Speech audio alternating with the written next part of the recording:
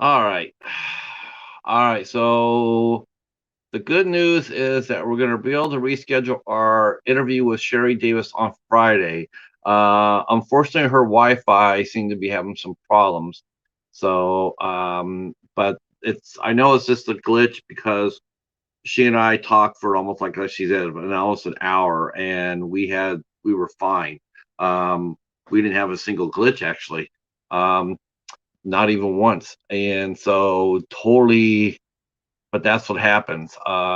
Stephen, the host of the House of Horrors, mentioned that happened to his interview with Rebecca Reinhardt and the gentleman from Happy Death Day.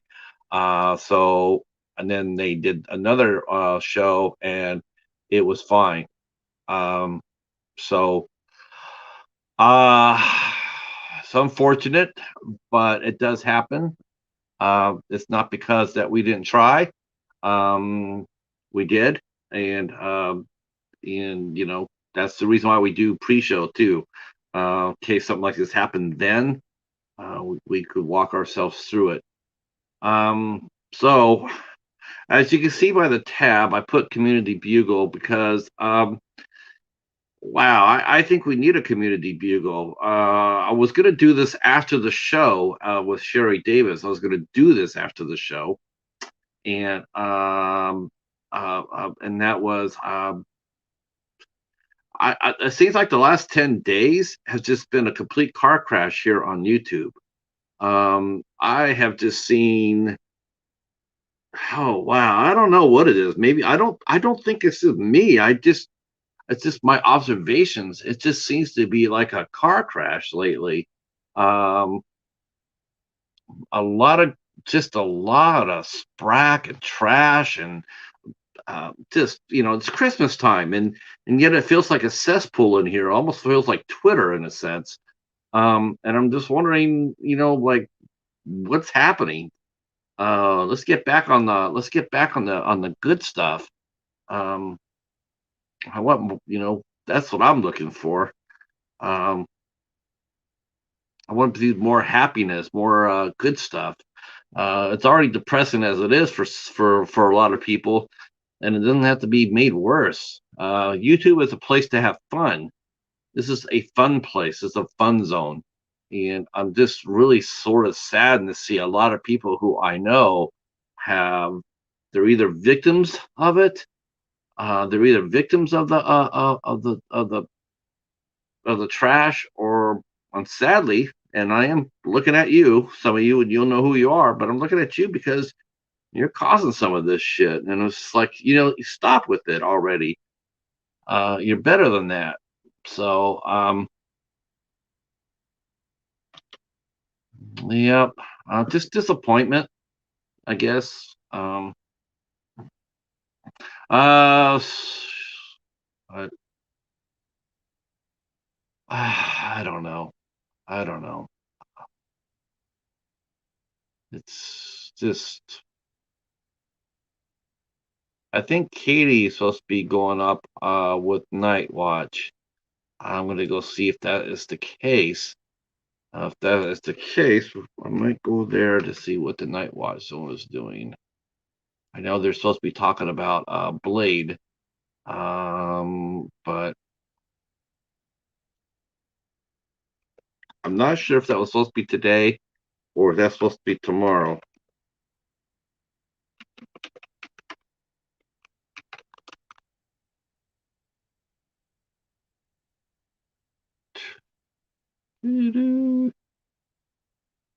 Okay.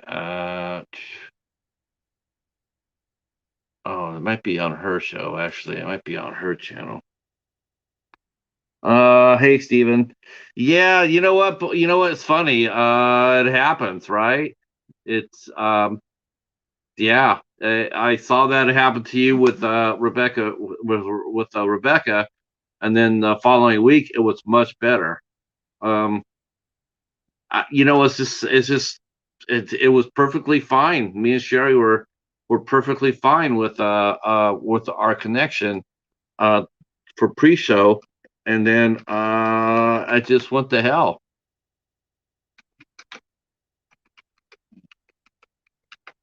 Do you have time to come up for a few minutes?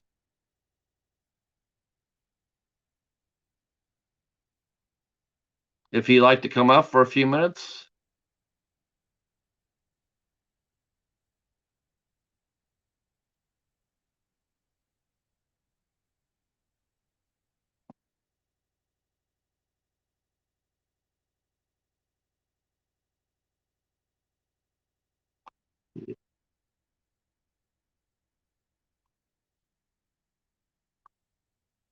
Sure. All right. Let me send you the link.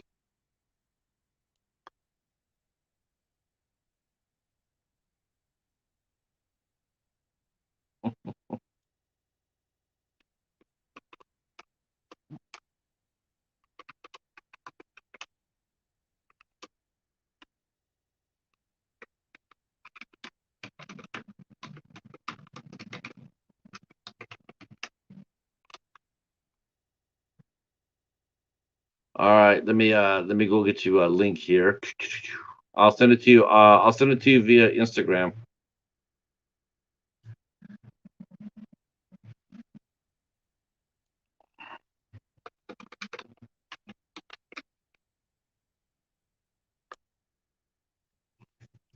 Super nice lady. That's somebody who you're gonna need to interview too, Stephen.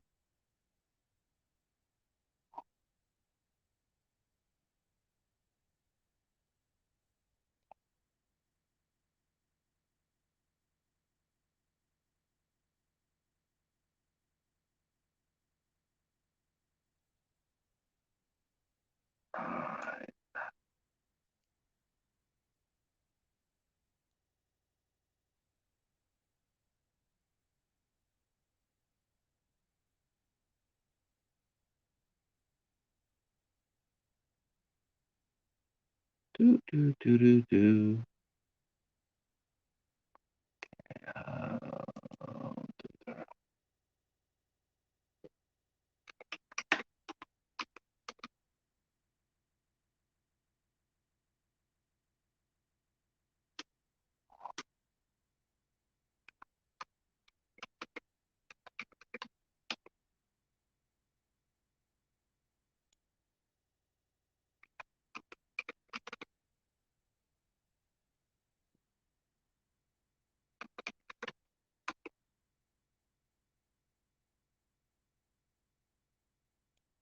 all right.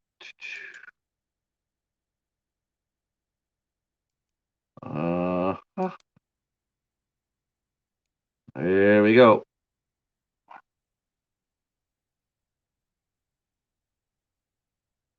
Yeah, Knight and Katie are talking Blade movies. I'll have to watch the replay of that.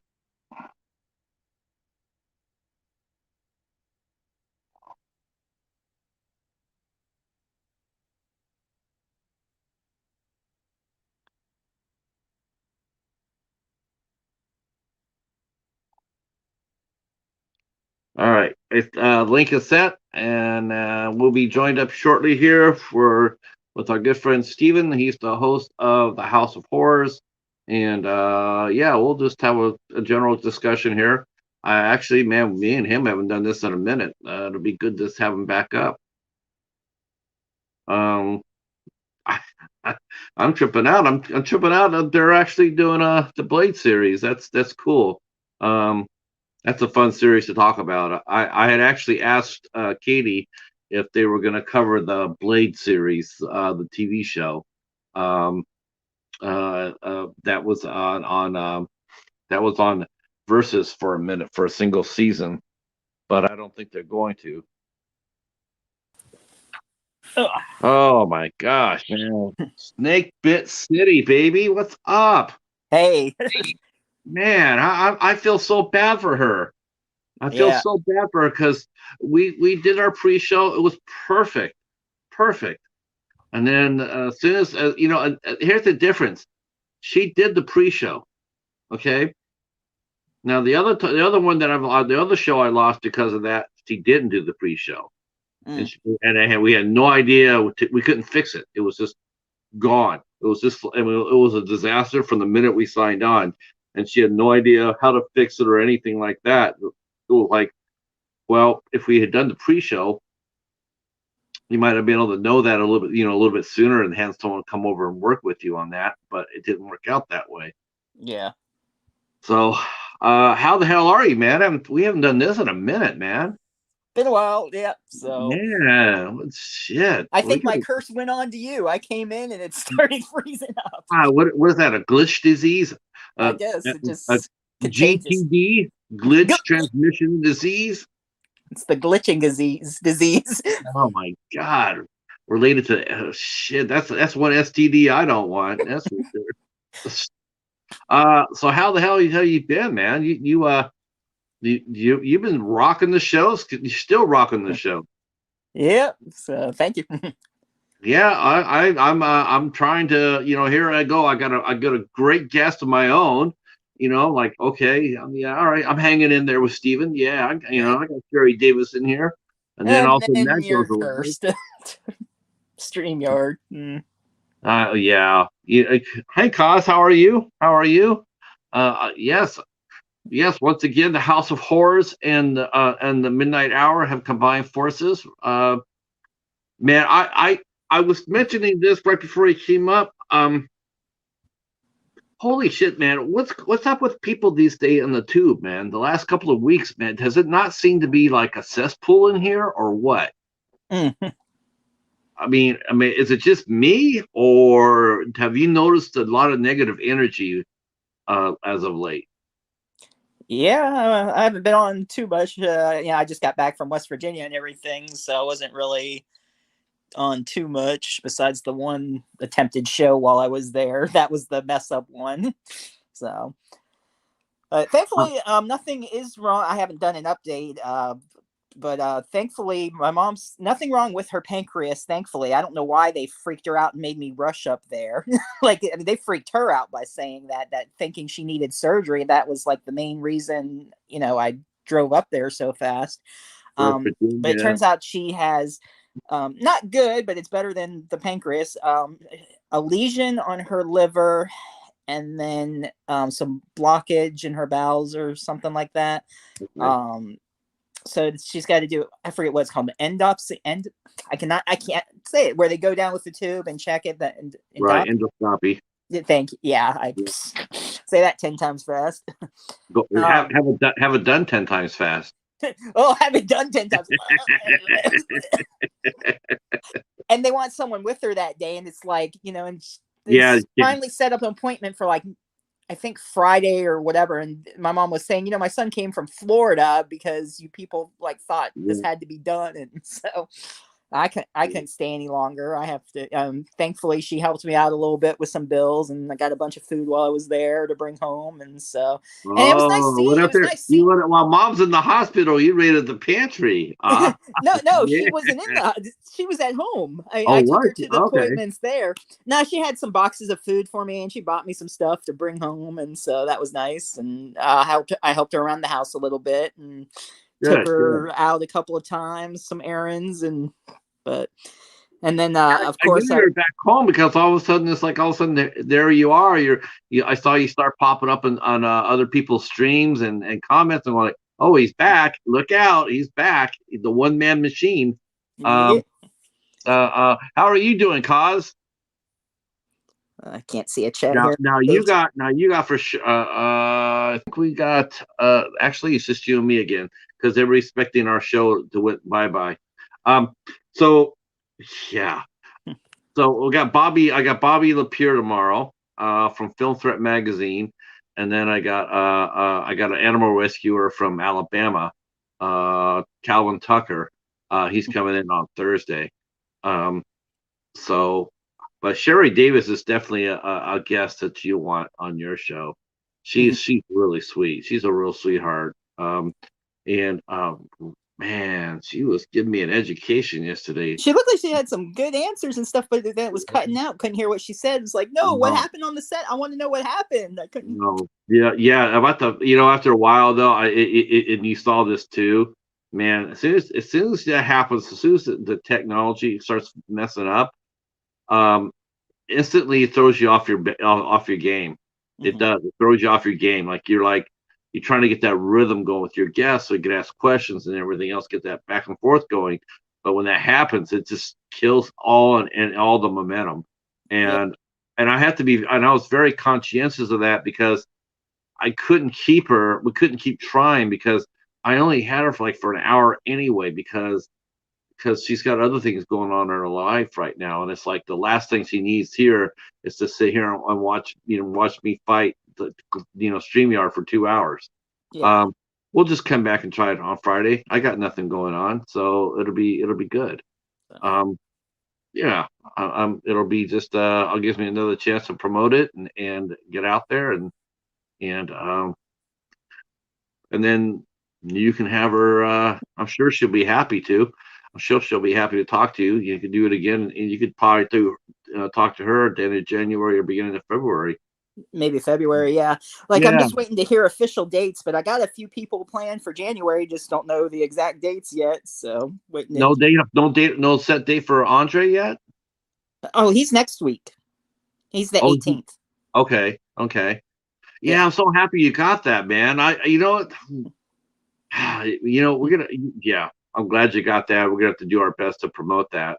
I'm gonna have once I get an official date. He said January. He'll message me back. I'm gonna have Ari Lehman come on. So okay, he's the first Jason, right? The first Jason, yeah. Wow. So, and sometime January, Dave Sheridan's going to come on. I saw him in Pittsburgh. I went to Horror Realm convention. It just happened to be that weekend I was there. I didn't even know about it. It just popped up on my Facebook that there was a convention like 35-40 minutes away. So I ended up going to that. And Danielle Harris was there. Scout Taylor was there. Dave Sheridan, Felissa Rose. So I got to see them again. And so, and CJ Graham. Yeah. Are they really? Wow. Okay. Was that their last shows of the season? Well, no, I noticed on Felissa's Instagram, they're doing like a bunch of pop-up shows. Dave is being doofy for Christmas, and they're going to like different. They actually were just at Nightmare Toys, either last week or the week before. Yeah, I saw that. And then I forget where they said they were going, another place in California.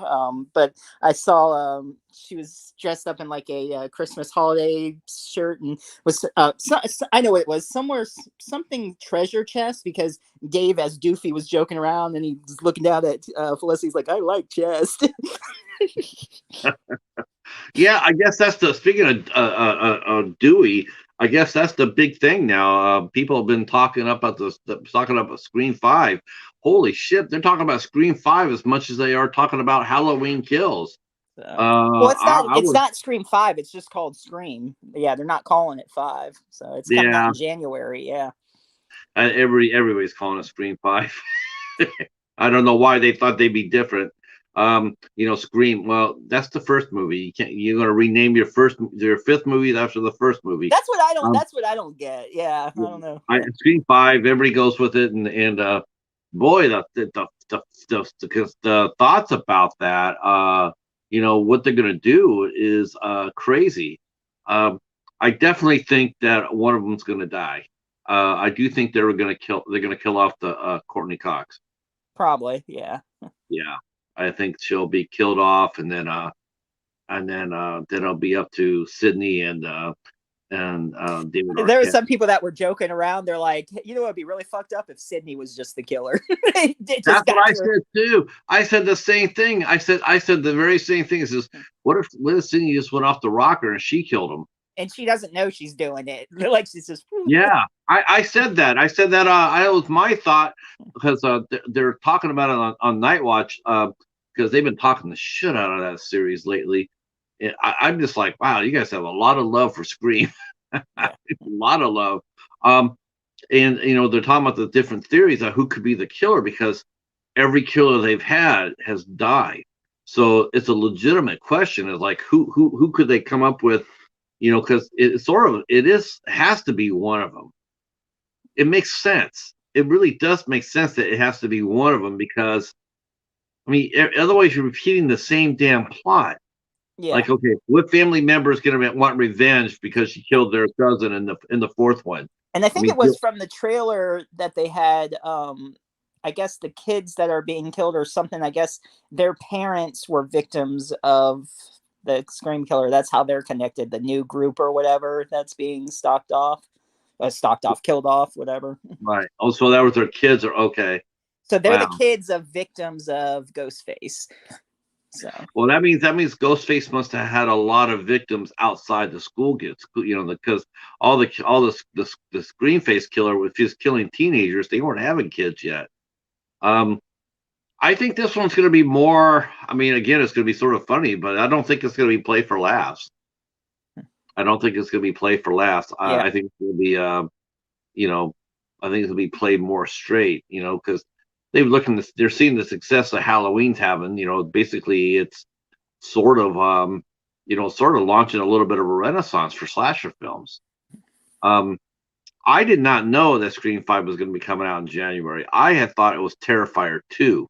I thought Terrifier 2 got well, to now, I January. think I heard something now that's not going to be till later. Like I thought that was January, but I think it got pushed again or something. I don't know, but The other thing too, speaking of being made or whatnot or released, I caught that end of that interview you had with Alyssa Kempinski. I was really shocked to see that they have not shot the movie yet because Brendan Steer raised the budget for that movie last year. well, with COVID and anything too, probably. He raised that. He was looking for $10,000, or I think they blew way past that. Oh, He's had the money for a long time, and I was like, okay, I understand COVID hit, but people have made their movies now since last year. true. It's been, there's nothing going on at all. I'm just like, wow, I'm just really surprised at that because I do believe Carousel and The Last of Us came out roughly around the same time. Yeah, I think they did actually. They Yeah. did. I mean, I'm not sure if they were filmed the same time. Maybe I think they were, but I'm just thinking to myself, going like, how? I mean, nothing's done at all. I mean, I was a little bit taken aback by that. Hmm.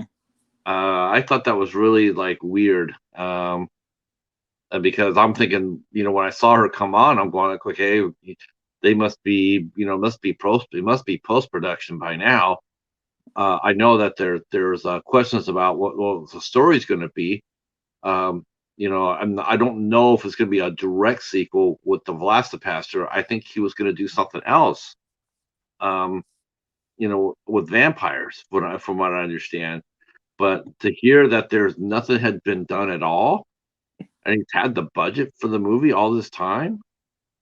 I mean, I understand. Maybe he's raising more money for it. Maybe that how I feel about that. I mean, if that's what Hey, if you can get more money to make it yeah, better, man. if that's what Hey, he's maybe doing, in the second one we'll actually see a car explode instead of a car on fire. yeah. Because I'm thinking myself, going like, okay, I have not heard about any other fundraising going on. Because he had commented on Twitter. I saw this before I left Twitter. He commented that he had more. He had his allotted budget. He got that. He got the money he was looking for the second movie.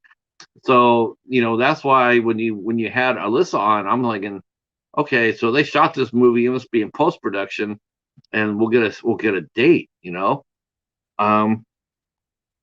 I'm glad you're feeling good, cause um uh, uh Christmas time. But I was just sitting there listening to that, and when she said that there's nothing was going on, I was just like, wow, okay. Um, it's because back to Terrifier 2, I had thought that it would be Terrifier 2. I had heard that it was going to be a January release date. I knew that the movie was in post production, but I also knew that they were not going to put Terrifier 2 anywhere near Halloween. Um, because while Art is a great icon and he is very popular, I would not match up the movie against Halloween right now. I just wouldn't do it. I don't think it would. I think it would. I think it would just get totally crushed. But January, February is a great time to release it. Yeah. But now you have Scream coming out. But I don't think Scream's going to have quite the audience that Halloween has.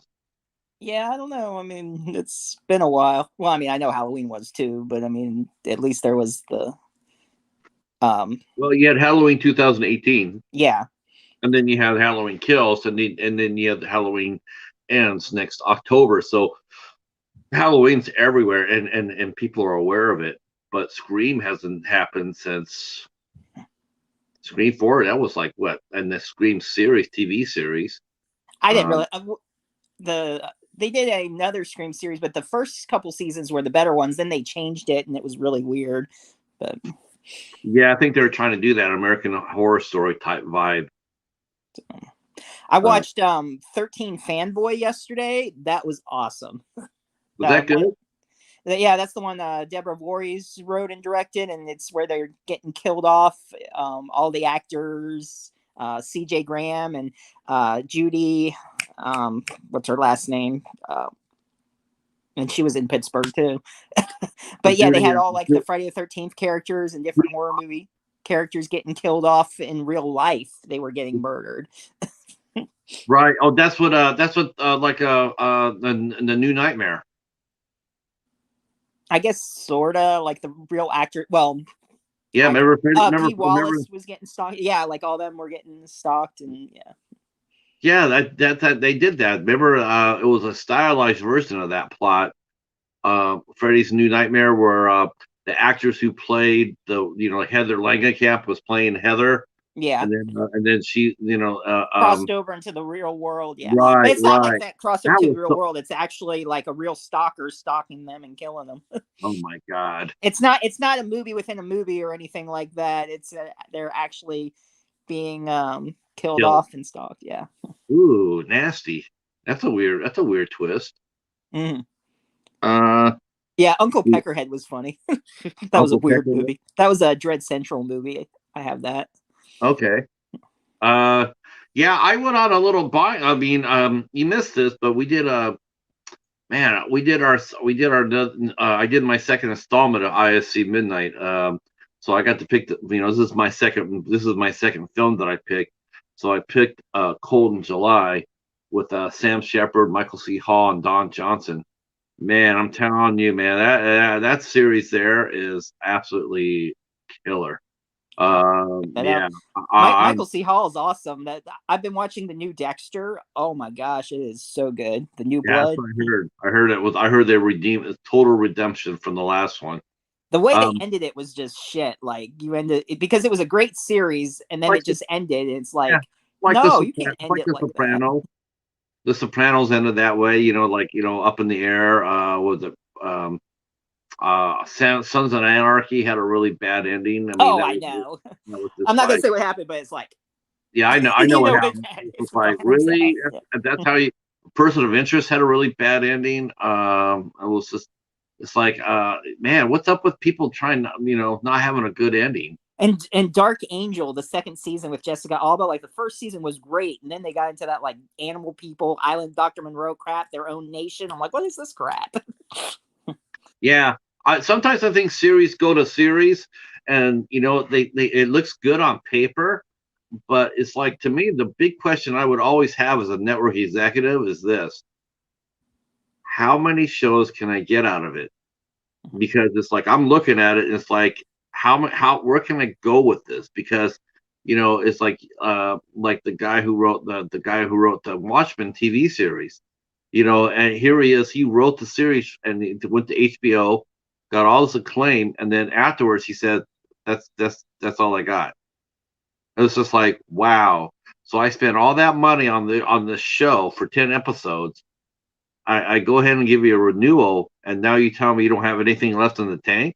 You don't have any other stories you can go with it. I would be livid. I would be pissed. I'd be sitting there going like, wow. Well, you know what? You lose my number. Don't come back. Um, no, I mean, you mean it would cost them more money to make that than they'll probably get in recouping, because they only got 10 episodes. They can't syndicate it. They can't.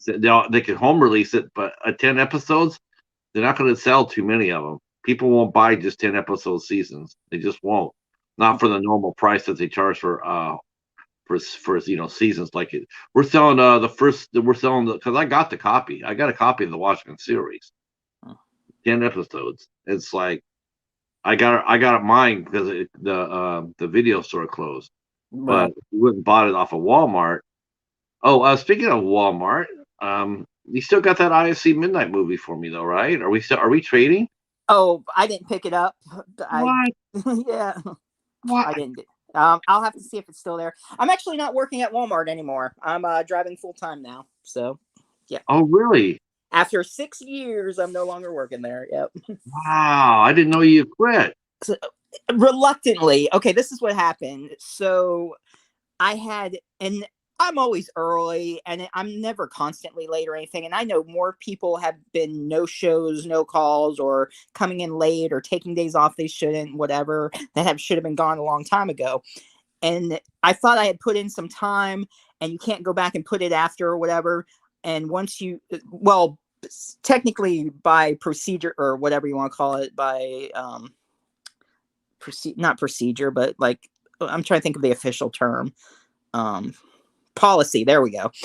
If you have 5 call outs, then you're terminated. And apparently I had 5.5. I didn't even know it. And they had called me in and she was saying, and how basically, that's termination, blah, blah, blah. I'm like kind of shocked. Like I didn't even realize it. And so then she goes, well, are you working tomorrow? And I'm thinking, what the fuck kind of question is that? And I just flat out said, I was like, I don't know. Am I? Because I thought basically they were just letting me go right in and then. And then she was saying how talk to the store manager and give me another chance or whatever. But I was thinking, you know what I think they wanted to do is just because it's holidays, they just want to use me and work me and they have no excuse to fire me. And I wasn't going to deal with that shit. I thought about it and I can make in a day that I work the same amount of time in electronics driving, I can make the same amount of money, if not more, driving. So why stress myself out? So I was just Well, like, you know, the fact of the matter is that they're still firing people after that policy, despite themselves can't they're fucking shorthanded. It's like that's when you sort of like see, that's when if they weren't going to worry about it or just keep me on there or whatever, they didn't even have to like say anything. They could have just let it go, let me keep working. But you're going to bring that up and bring me to the back and saying that's termination. But then they're saying that they'll give me maybe they'll give me another chance. They'll see what they can do. Blah blah blah. But then they have no reason to fire me. Just wait for a new person to come in. I'm not going to be used, and then just be like worry about tippy toeing around. Like when am I going to get fired? yeah. Did you have unfortunately did you have to take that time off to go see your mom? Was that the reason No, why no, you no. That had nothing to do with it. It was before I went up to see her, so okay. it wasn't that situation. But I was just like, and you know what? And I've told you though how like they'll have me working by myself all day. They don't give me my breaks on time. They expect me to do everything by myself. I feel like I'm being pretty much used anyway, and I'm like, I'm tired of this shit. Just whatever. I can make more money driving. You brought it up, so I guess I'm gone. Whatever. Yeah, well, that's the reason why they're struggling. They can't keep anybody within their stores because they're still working off antiquated policies. Fuck Walmart. And then Walmart. the people that was working this, someone who was new, who he used to work at a hotel and he doesn't know stuff. They got like all new people. And the department manager, he was moving over to, he got a promotion, so he's in a different department. He's not in electronics anymore. And then someone from another department, she took over. So she's new and she was like, oh, you're not here after I took over. I saw her, I had to run in to get another charger. I left and I saw some people today and stuff. But I'm actually fine with it. I mean, I can make more driving and I don't have Nope. to deal with all the not breaks and having to do everything by myself. And No, so, I agree with you. Nope. Casey's saying they can take the points off. Yeah, they can't take the points off. We used to do it all the time. We used to do it for people all the time. Walmart is a big play favorite company. Good, good for you. but I had a Yeah. feeling they were just going to use me for the holidays. And the woman who even told me, like, we did not like not get along. Like, I mean, but I just had a vibe from her that I never really liked working with her anyway. Well, she was one of the managers. Like at one time she goes, okay, like we could clock in 7 minutes early or clock out 7 minutes early. You have a 7 minute time period where it won't count against you. I always came in, or no, 9 minutes early. I'm sorry, 9 minutes early. And I always came in 9 minutes early, and I'd try to clock out as long as I'm not with a customer, I would clock out 9 minutes early. It's like, hey, it's not my fault no one else comes in on time or wants to come in after. I don't want to stick around. And so I was leaving at 3:51 one day, and she goes, "What are you doing?" And I said, "I clocked out." And she goes, "It's not 4 o'clock yet." And I'm like, 9 minutes early. I came in 9 minutes early. I always leave 9 minutes early. And she's like, "Well, stop doing that." I'm like, "Well, it's in the policy." I'm like, "I can do it." And she goes, "I don't like it."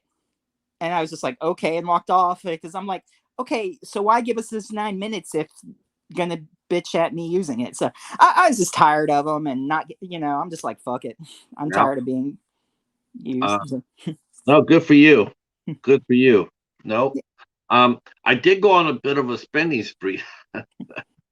I'm blaming Hobbs. It's all Hobbs' fault. So I went over to eBay because I had to get a copy of I had to get a copy of Kill List, Mm-hmm. the next ISC movie we're covering. Ben picked it out from Cadaver Clubs because after I picked the Cold in July, and if you go back and look at our playlist, you'll see that every movie that we've been doing, Casey knows this, every movie that we've been doing for the IFC show has been getting longer and longer. Like we started off with our first movie, we talked about it for like 45 minutes. Mm-hmm. By the time we got done with 4th of July, Cold in July, we had talked about that movie for an hour and 45 minutes. It's fun. It's so much fun. I'm just Night and Coriander and Ben. I mean, it's just amazing. I'm having a blast. So now the real key is like we're still doing it once a month still. So it's like, okay, so what are now it's like, what are we gonna watch? What are we gonna watch? And so we're on Ben. And we're like, Ben, what are we watching? And he says, we're watching Kill List. And we're like, Kill List, Killing Ground? No, Killing Ground, Kill List. I'm like, okay. So Maybe we should do like how you guys do an IFC night. Maybe we should do a Wild Eye night. you could do that in theory. Why the hell not? That's actually a really, why not? Hi, Katie. You Hey, know what? Katie. That's why couldn't you do that? Why couldn't you do that? You could, yeah, do it once a month. And I think, and then get yourself the panel. I'm thinking, I bet maybe Hobbs would be into that. I don't know. He's doing a new show. Screaming. Yeah, well, yeah. I didn't hear that. He's doing another show. Well, I didn't know that either. He's doing called Screaming of the Lambs, and it's a pretty power packed lineup. It's Derek PDX. It's Phil's Creepy Vids, Hobbs, and David's Horror. David and Sam. I'm like, I saw the ad for it. I'm going, of course, you know how to bust his chops, right? So I go in there like, well, I guess that's the end of the midnight hour because Hobbs got a new show, and of course he tells me right away. He looks at me and he goes, "Good night." But yeah, I don't know what they're going to be talking about, but I'm looking at it's exciting. I think it's going to come out next Wednesday, a week from Wednesday. Oh, okay. And it's called Screaming in the Lab. Screaming of the Lambs. Oh, Screaming of the Lambs. Okay. Right.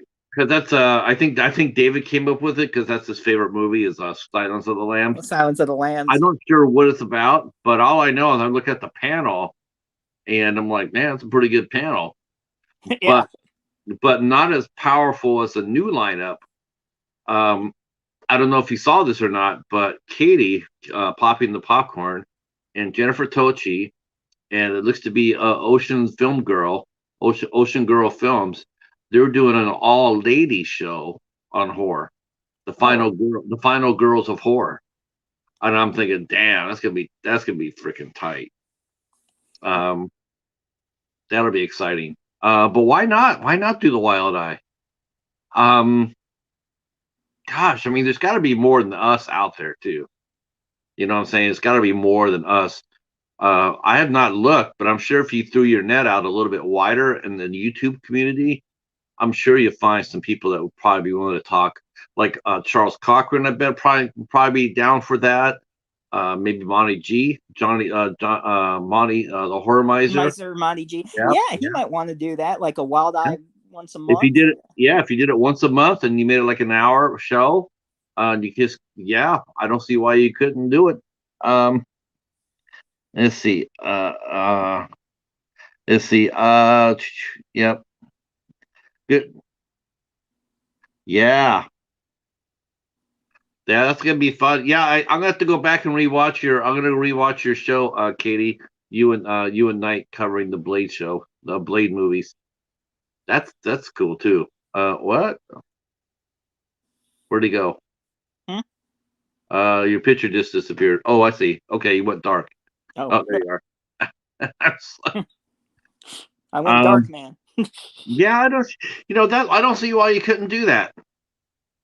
Um, I'm just thinking to myself, I don't know anybody else is doing what we're doing. So we're doing Kill List this week. I mean this month, and then it bounces back to Night, and he does not know. I think actually no, it's Coriander. Coriander gets it. I don't know what we're doing for Coriander. She hasn't picked it out yet. Yeah. So I'm really And looking. I should message Steve Rimpici. He might want to do like maybe once a month, maybe like a paranormal show because he loves talking about that stuff. Yeah, we had a paranormal show. I had a paranormal guy from Parapost, Brian John Laverty. Great show, great guy. Really liked him a lot.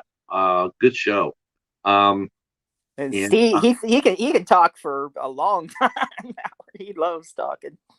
I mean, it's fun. I do too. He's great to talk to. But it's like let's talk about a lot of different stuff each month. Do like a paranormal show, and he can co-host it, and we can do that. He likes coming um, on. so I got to go over to She Wine's channel here for a second. I got to go to the She Wines because they're doing a contest, and we're supposed to be helping Casey. So I don't think you've tossed a vote in yet. So I'm going to get you to vote right now. So I'm going to go grab the link from. I'm going to go grab the link. Oh, dude, I'm at 465. I'm at And I'm back 460. up to $3.99. Woohoo! Man, what's going on? We are supposed to be doing this neck to neck. We're I supposed to be know. like, I'm looking around like me and Steven, we're gonna race to 5. We're gonna see which one get there. And I look behind, it's like, where the hell is he? I'm I like, where'd he go? I don't You know what know, happened. It just like stopped, and then I had 400. Then it went to 396. Now I'm back up to 399. I'm like, what the? yeah, I'm just sitting here going like, we're supposed to be doing this together to get our community tabs and shit. And then it's saying I look behind, it's like, what the hell? And I'm like, okay, um, well, yeah, but that's a different level, Casey. We're gonna try to. Okay, let me just go on the record for this, and I'm sure Dizzy and I'm sure Dizzy and Rico will understand this, but that's a really bad way of picking your winner. Okay, I'm gonna be honest with you. I hate it. I hate it. I don't like it. It's like I'd rather just put your names in a bowl or put your names on a wheel of doom and then do it that way. But when you make people vote for you, it's just a popularity contest, and that really sucks. It sucks. It's like, wow. I mean, I have a better chance of winning if my name's on the wheel of doom than I do, competing against someone who has like a 3,000 sub a channel. I have no chance at all. Yeah. And it's like it makes it really fun, and it takes the fun out of contests. And I'll be honest with you, I don't do a lot of contests. I mean, I do some contests, but I don't do nearly as much as I used to, because a lot of these channels they're doing a contest. They're stacking it against just the average person. They're sitting there saying, well, if you're part of my Patreon or you're a membership, you'll get you'll get your name on there 3 times. Right. Uh, and it's like, wow. So like because they paid money to you, they get extra choice. They get extra chances. Well, you know what? Um, I'm not really about that. So I'm not going to talk about your show. I'm not going to talk about your contest. I'm not going to enter your contest. If you want to make it an even playing field, I'm all right with that. I'll be more than happy to talk about your contest. Like you're drawing for, could you mention? I'm getting close to 800 subs. Sure. I'm going to hold a contest. All right. And if you're part of my Patreon, you get four entries. Well, what if we're not? Well, you'll get one. I tell you what. You go ahead and you promote your show. You promote your drawing, and I'm just going to do something else. Because I'm not going to promote that. I would never do that. I would never use a platform to do that. Um, make everybody have the same amount of chances because that's more fun. You know, Right. you're asking people to when you enter a contest, it's not just you trying to win a prize. The thing is though, it's like when you do a contest, you're promoting that person's channel. And I personally keep all my videos of all the contests I've done. They're still up because I put the links down below of the person doing the contest. I leave them up Hmm. because you never know who might stumble across it. Um, it's free promotion for the person who's doing the contest. Right. I'm doing a contest for the House of Horrors. This is my entry. Well, gosh, guess what? You got some free publicity out of it. Free publicity. I got to enter your contest. It's a win-win situation. Hmm. But I think when you sit around and sit there and say, "Yeah, I want you to enter my contest," but especially when they don't even have a channel, they're just there. Uh, I don't create any content. All I do is go around and enter contests, Hmm. and Hey, I did a Patreon for somebody, and right. now and I was like, okay, Sorry to yeah, interrupt you. sure. I just wanted Katie to know that I saw her message and I can't type. I'm on my phone. I appreciate it. And I do got to go watch some of your videos and comment because you do the same. And I feel bad not checking yours out. I got to do that. I got to get back Yeah, and watching yeah, videos. yes. I took the proverbial whip to our boy here, saying he needed to get out. He needed to get out and get back in the community. Yeah. So he is. So welcome back. So yeah. Because that's another thing about our community too, and that is a good one. And you know what? I found myself like that's what I was doing earlier today. I was actually watching and commenting on a lot of videos today because I have not really done that a lot lately. I mean, I'm around, but I haven't really done a lot. Hmm. Um, yeah, I agreed, Casey. But here's what I do. I put them in a playlist. I put them all in a playlist, and then because at the end of the video you're putting down the whole, like, if you want to sub to, if you want to sub to Steven, and here's the information. So the videos are still relevant as far as that goes. The information's still good. Because I thought about that. I thought about taking them down after the contest is over, but I thought, well, you know what, especially if we put hashtags in it, hashtags House of Horrors, when they type in when they hit the hashtag, maybe that's what they'll see. Maybe they'll see a contest entry that we did, and they'll go over and take a look at it. Hmm. Um, yeah. I saved all the spectacular from last year and this year. I saved everybody's entries. I put them on a playlist and I listened to them. It's hilarious. All the old entries for the all the entries for the old contest, they're hilarious. Yeah. Um, so Andre Gower, so yeah, boy, I thought I had him right in my palm of my hand, and then I went to go like this, and he was gone. It was like House of Horrors just like fucking just aced my ass. How do you explain that? How do you explain that?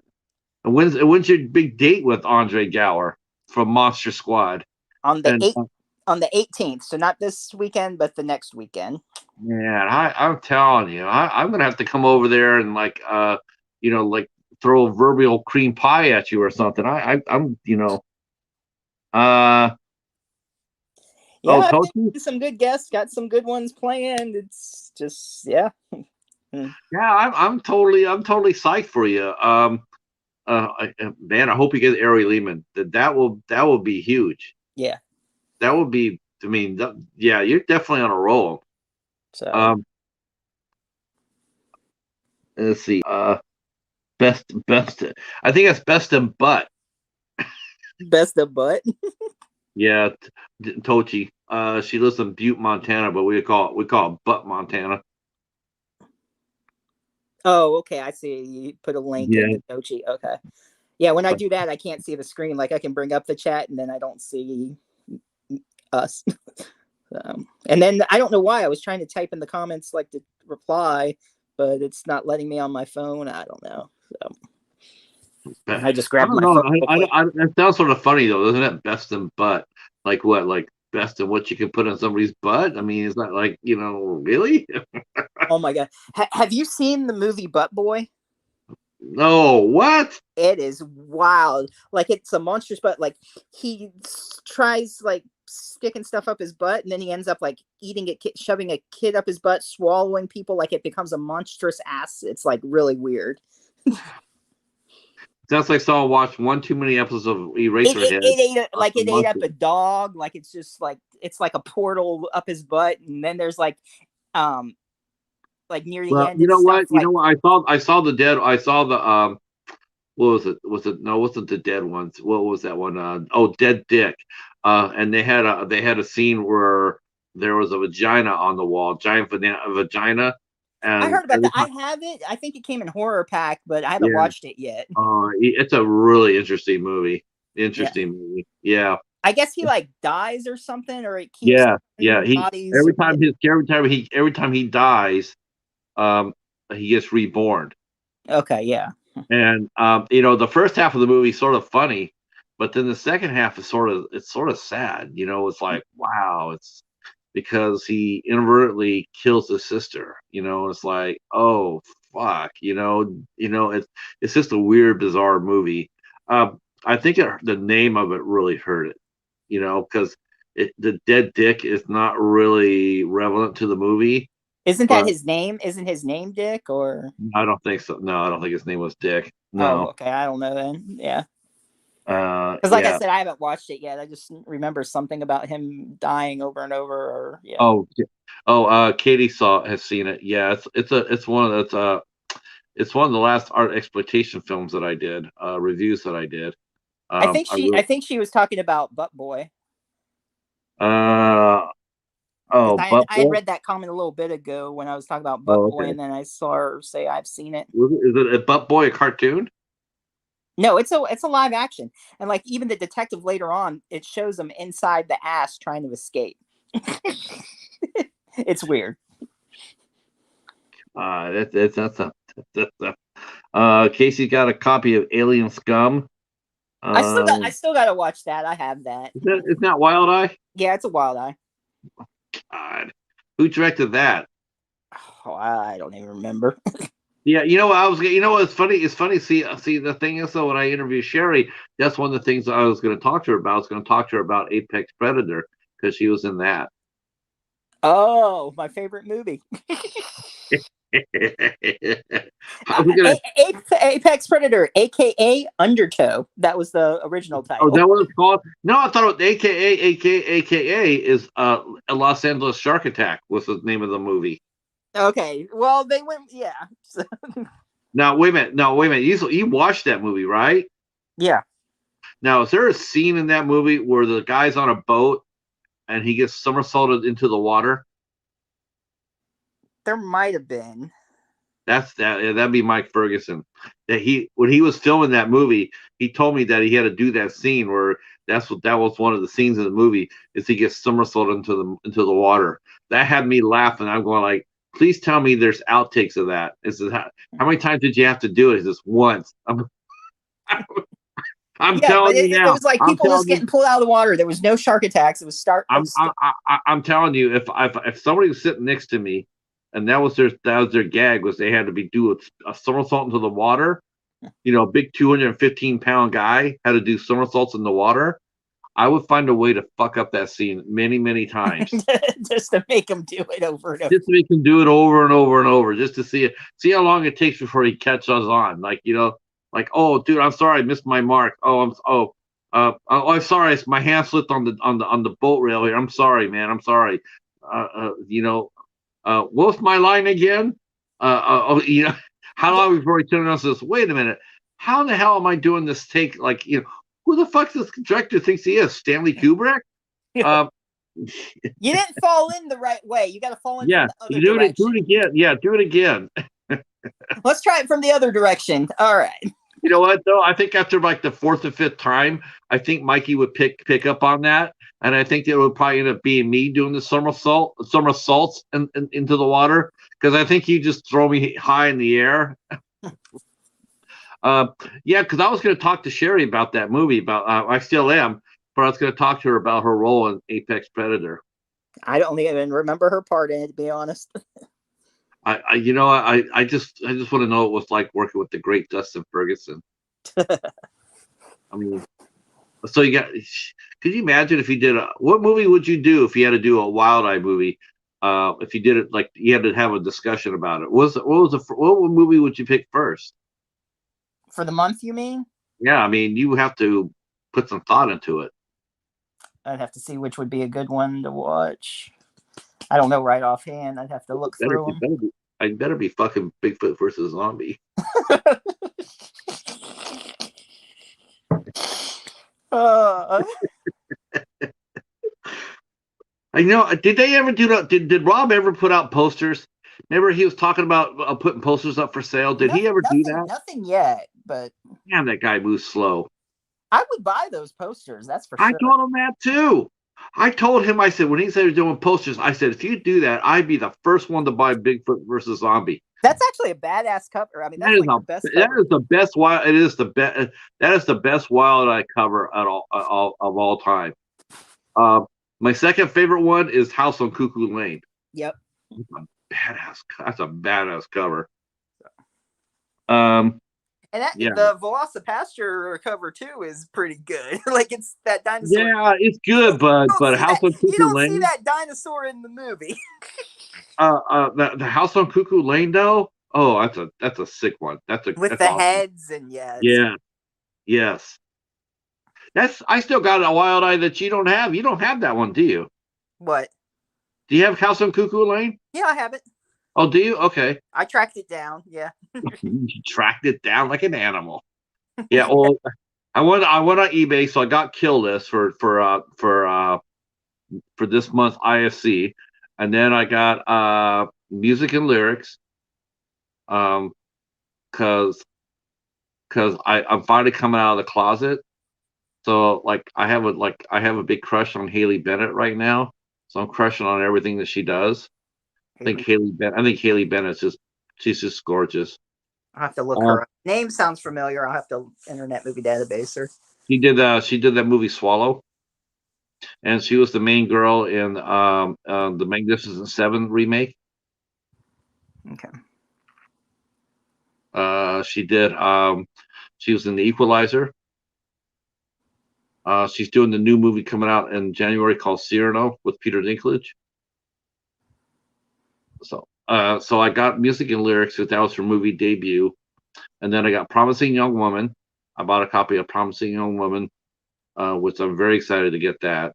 I looked at Saint Maud, but still just a little bit pricey, just a little bit. I'm gonna probably wait till after Christmas, and then I'll see if I can get a copy of it for cheaper. Mm-hmm.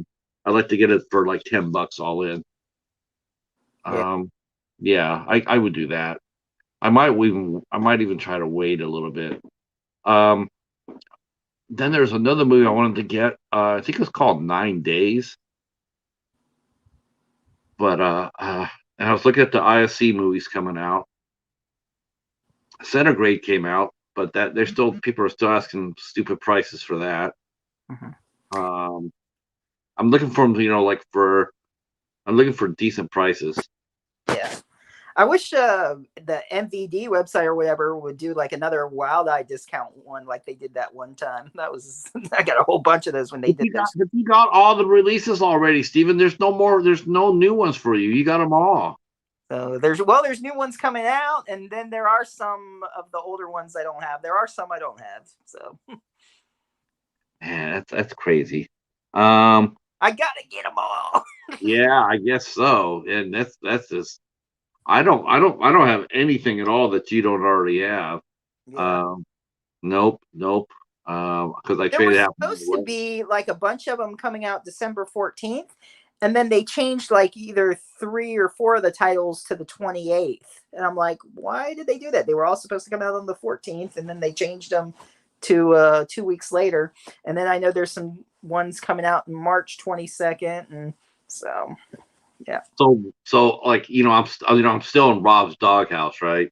Not that I really care about that, but I still reviewed the movies that I had, and one of the movies I reviewed was Wolf House for my day one of Wild Eye Week. Mm-hmm. And fair shit enough, Rob emailed me after my review, and he goes, I see that you reviewed the movie, and you made it. You stressed on the point that it's not a werewolf movie, but it really is, and that the director himself, who wrote the movie, states that there's a werewolf.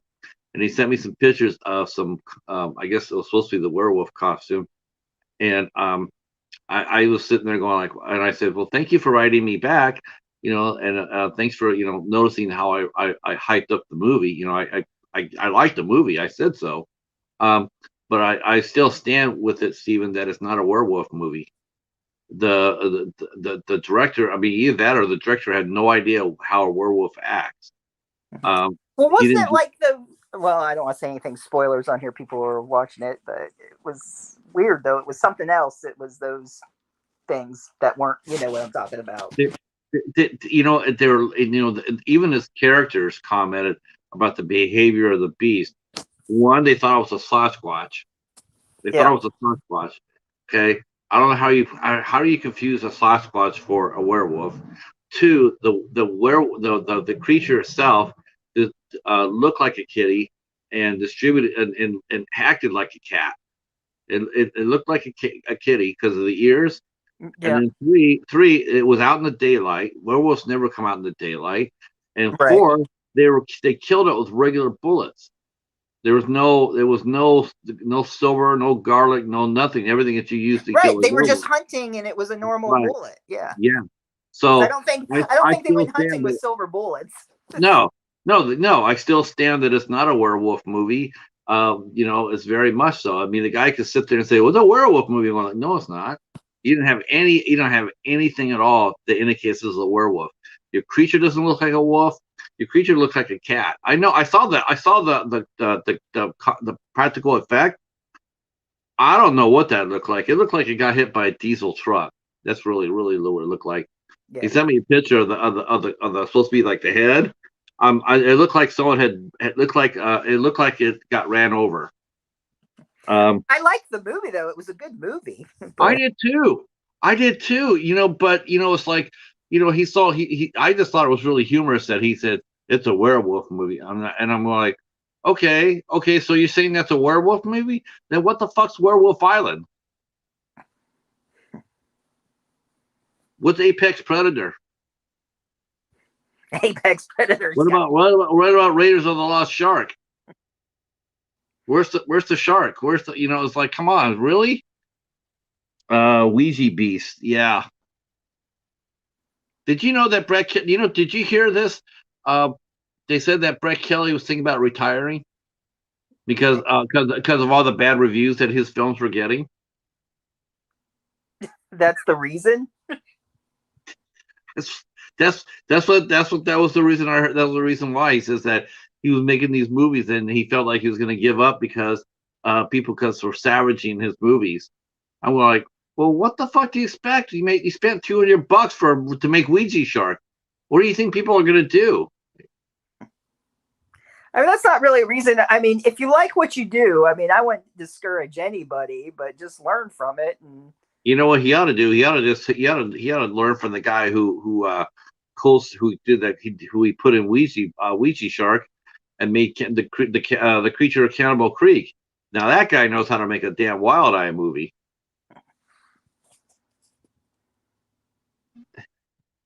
You know, Brett Kelly. I'm sure he's a nice guy and everything, but I think some of these directors, honestly, I think they just walk to their own drum. I mean, I don't think they really get it unless they hear it from a peer. If it's another director comes up there and says, you could do better than what you're doing. I think it's the only way I think that's the only person they would actually listen to.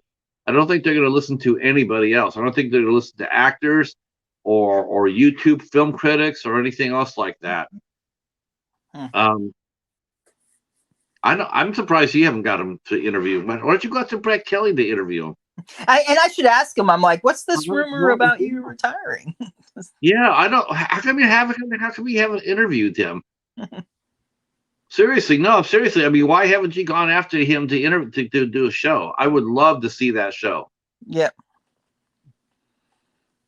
And why haven't you interviewed Dustin Ferguson yet? He's got a new movie out, The Devil's High. See how to just interview him about that.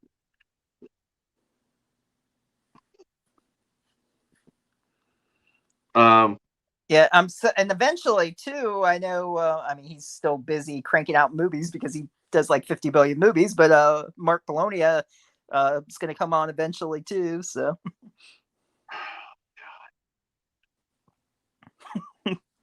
What did he do? Didn't they just release that the shark of the corn shark or corn? No, Noah's shark. Noah's shark, yes. Oh my god.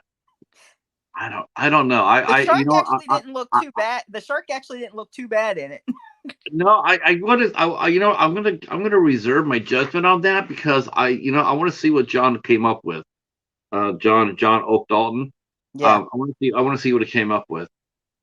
As long as they don't jack his script up too bad, I'll give it a chance. But I mean, a lot of times you heard what he said. He'll write a certain script and then he'll go to it and then they just change it all around. And it's like it's not even the same. It's not even identifiable as the same thing he turned in. Here's my script. And I mean they change it in improv it so badly that it's not the same script that he passed in. He's not the same one. Yeah, I think Dune World is a Polonia one. I haven't watched it yet, but I heard about it. That's gonna be, and the Asylum has come out with a new movie. What was that when they came out with Devil's Tentacle or something like that? Devil's Triangle. They actually had a premiere and they ran through they put all their actors in front of on their Instagram page, and I'm looking at them like, I don't know a single one of these people at all.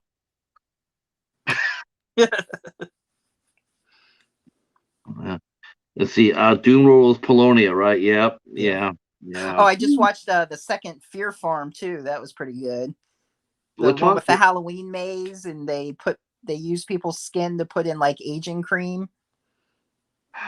Is that Mark Polonia? No, it's not. It's not Mark Polonia. Oh, okay.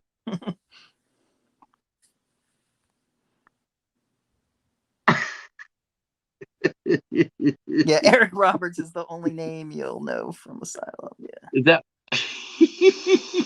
He's not kidding. I want to see what that was. I want to say it's the Devil's Triangle, the Asylum movie. I'm not sure. I don't know. And I can't look anything up at the moment since I'm on my. I don't know why you don't review Asylum movies. No one reviews Asylum movies. One person on Instagram does,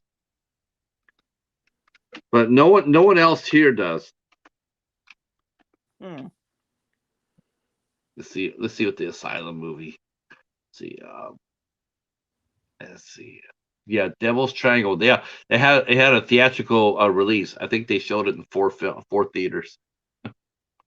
The Devil's Triangle. That's it. Man, a lot of people seem to like it. Well, it might be good. I don't know. Steven. Just stop. Just stop. Okay. Okay, yeah, I'm being a pain in the asylum. okay, so they released this movie in 5 theaters in L.A., in Glendale, Cleveland, Ohio, Minneapolis, Minnesota, one theater piece, Miami of Florida, and Kansas City, Missouri. Wow. So there you go. I'm not sure who. I'm not sure who was all in it, but it looks. Yeah, they're showing a clip right now. It looks absolutely. Fangoria exclusive. Okay. Poor Fangoria. There, if that's an exclusive, how the mighty have fallen.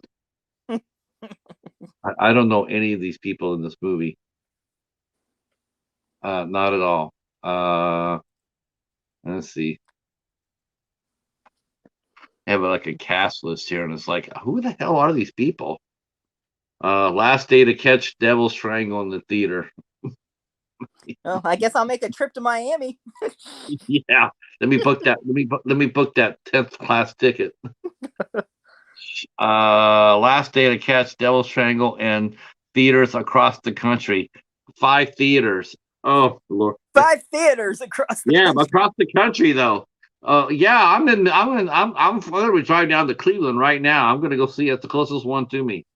That's funny. Cleveland, I should Ohio. message Patty and be like, "Hey, you're in Minnesota. Why don't you go see it? It might be good." You know what? If one's in Miami, Florida. You're not that far from Miami, are you? Oh, about 10 hours, 8 hours. I'm in North Florida, so. Well, there you go, baby. There you go, Miami, Florida. You're on your way. Well, I do have friends in Miami, though. I mean, so. Ask them to bootleg a copy of it. Yeah, Asylum. Oh my God. I'm telling you, that's I have never reviewed an Asylum movie. I think I've only reviewed one. I think I reviewed Mercenaries. That was all I did. The four women, it was their take on the Expendables, but with women. Gotcha. Hey, Katie said she's an hour away from Miami. Hey, she's the closest. Oh, there you go, Katie. Go watch Devil's Triangle and give us a report. Man, I wish I get 466. That would be really neat. Yeah. What were we racing for? We were racing. What do we have? Like if I won, you had to like what jump off the pier or something like that. Yeah, no, we didn't have anything going. We were just trying to get the. What about your latest contest that you did? You did a contest. No one entered, really. You did, and that's about it, I think. And I think there was a couple of comments, but no videos. Like, oh yeah, well, so what? I mean, not enough people entered. Yeah. Oh, and then, what? 3 people. 3 people. Well, that's all right. I should win. That and I haven't hit 400 yet anyway, because I did. Yeah, you still have it. Yeah, you still have. I thought you did there for a second. I said, I saw that 400. I said, oh, that triggers the contest. All right. Yeah, I mean, I hit the 400, and then it went down to 396, and then it went up to 399. So I don't know. Okay, so are you gonna redo the contest and sit there? I might just do another video and be like, hey, still got a contest here. I'm almost to 400. I mean, I have a Trick or Treat Blu-ray, and then those 2 prizes. Yeah, so. That's what I was looking for. I was looking for that Trick or Treat. That's the Blu-ray one with Sam, right? Not that Trick or Treat, no. Oh, not Trick or Treat. Shoot, what was it? Not Trick or Treat. Not this one. Is it? It's a Halloween one. Where is it? This one? No, I don't even think it's called Trick or Treat. I don't even know why I said Trick or Treat. It's a Halloween one. And it came in horror pack. I don't even know where it is right now, but I'll have to watch the video and see which DVD, which Blu-ray it was. But yeah. And I'm going to have some good guests coming on too. People might want to talk to some people I got coming on. Okay, well, you have to tell us who they are. You just mentioned Well, just no, two what I people. said is like they can wait till like it doesn't matter what day, whatever day they want to come on, any guest, and whenever they see a guest they like it. I mean, it's open Okay, to whenever they want to come on. okay. When's Debbie Rochelle coming? Because I can come up for that. I don't know. I guess I'll try emailing her again. I don't What? know what's up with that. I'd give her a date, What? and I then thought you had Debbie Rochelle. Oh my God, she never replied back. this So. contest is falling apart right now. What's up? I don't know. This whole thing is just falling apart. I'm doomed. I might as well just quit YouTube, quit the House of Horrors. I give up. Your house is haunted. It's haunted. I'm retiring. Rob Mello was my last show. Oh my God, are they going to do another one? Did you ask them if they're doing a third one? I mean, there was like a rumor about a TV show. Like, it's not dead yet, but I mean, he said if they have anything, he'd be open to it. So, Okay, okay. I hope that happens. yeah. Uh, let's see. I commented on one person's channel.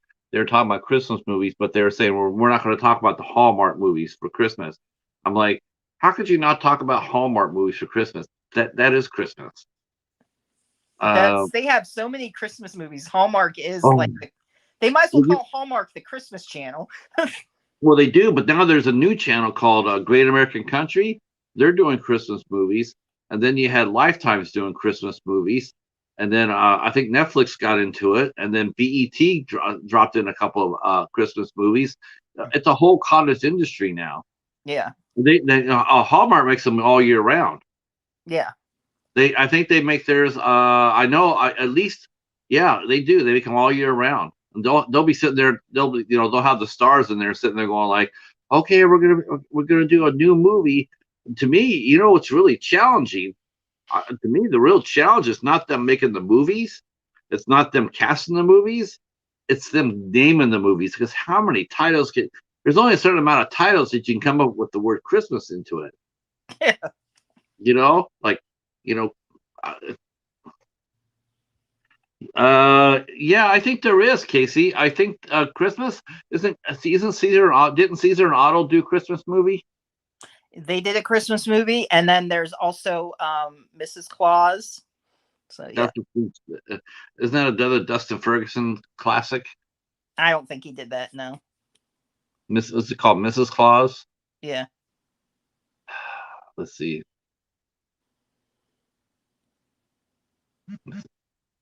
I'm trying to think if there's any other Christmas Wild Eye ones. I know those two. Oh, well, there is supposed to be a Wild Eye coming out, like I forget what it's called, but it's something about 34th Street. It's going to be like Nightmare on 34th Street or something like that. I forget what it's called.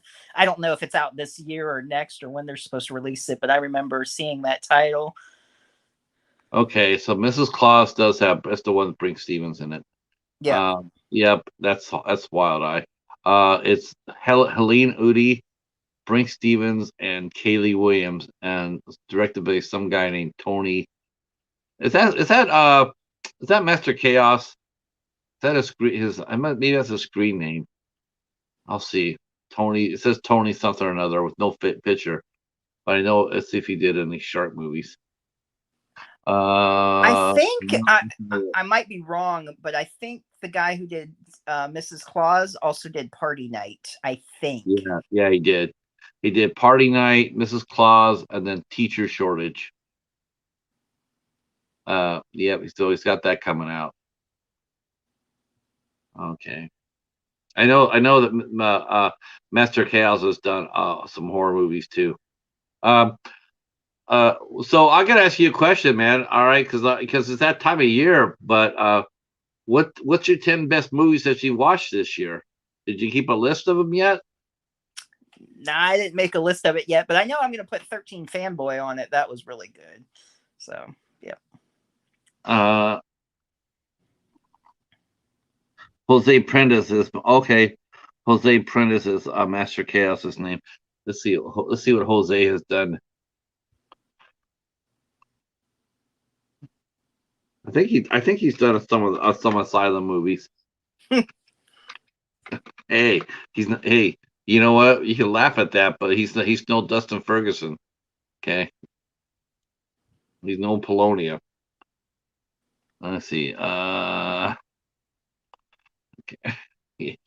You can't crack on him. Okay, he's all right. He's done. Wow, he's done a few. Let's see. He's done as a writer, The Legend of La Llorona. That he did. I think that's coming out actually. Unspeakable Horrors, The Plan 9 Conspiracy was the documentary. He wrote Blood Brothers. He wrote Hansel versus Gretel. Oh, what was it? Oh, God. He wrote Mega Shark versus Mecha Shark.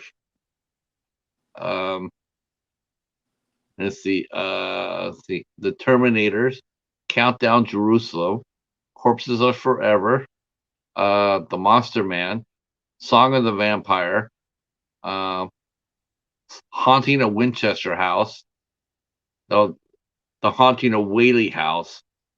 So that must be, and then Hansel and Gretel. So I guess the Winchester and I wonder if there's the same cast. Let's see, Haunting of Winchester House. So he was in that movie. Uh, Nobody I don't know. Uh, who's in your movie? Fuck if I know. I have no idea. I'm just looking. I'm like, nope, nobody I know.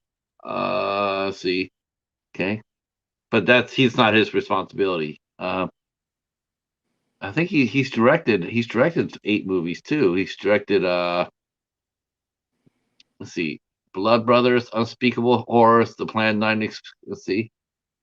See, he didn't direct the he directed The Haunting of Whaley House. Okay. Okay. That one also has a cast of nobody. Okay. Head in their teeth. Hmm. Their first roles. Oh my God! I take it back. He's got Cool Duder in it. He's got clout. Um, Mindy Robinson. Where have I heard that name before? I've heard that name before. Mindy Robinson. That's not the singer, is it? No. Well, she's cute. I'm trying to think of where I've seen her before. So I guess, did you see that trailer for the Amityville Bigfoot? That, speaking of Cool Duder, God, isn't that Wild Eye too? I don't think. I think it's SNR. I don't think it's Wild. Oh, that's right. Yeah, I think it is SNR. Yeah. No, I saw one movie. I was going to do Dollar Tree Theater, and so I was going to do a Dollar Tree Theater. I was going to do. Hey, Fairy Dust, how are you? A top. Yes, I'm going to be doing one, Casey, for sure. I'm doing a top 10 list. I don't have very many movies this year to choose from, but I do have enough that I can do a top 10 list and I do a bottom 10 list. Yeah. Yeah. Casey's like Amityville Bigfoot. Yeah, so I just now saw that. And hey, Fairy Dust. Yeah, I'll have to say this is the only thing I'll say to that is like,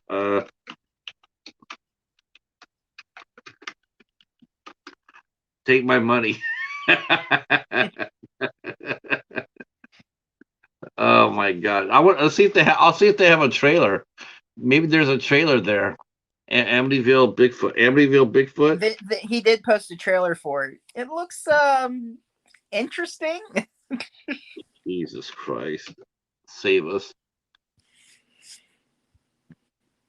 Okay, Amityville Bigfoot teaser. I'm gonna do.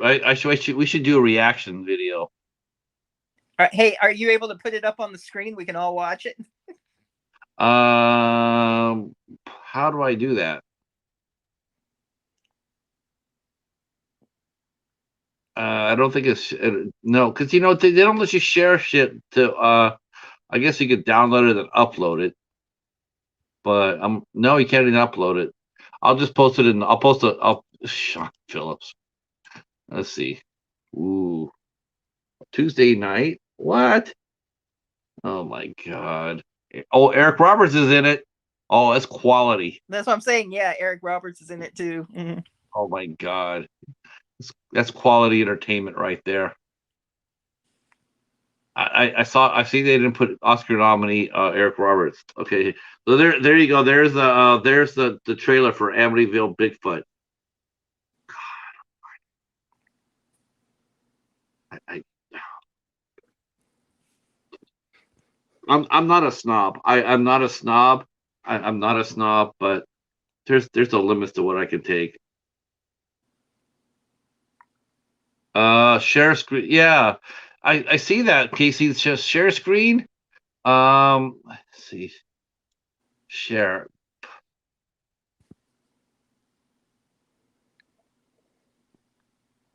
I can copy I can copy and paste inside there, but I can't share it I can't share it on my StreamYard.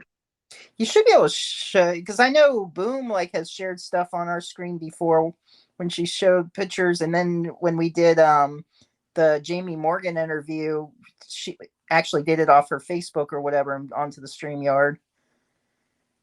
So I mean, should be able to share video.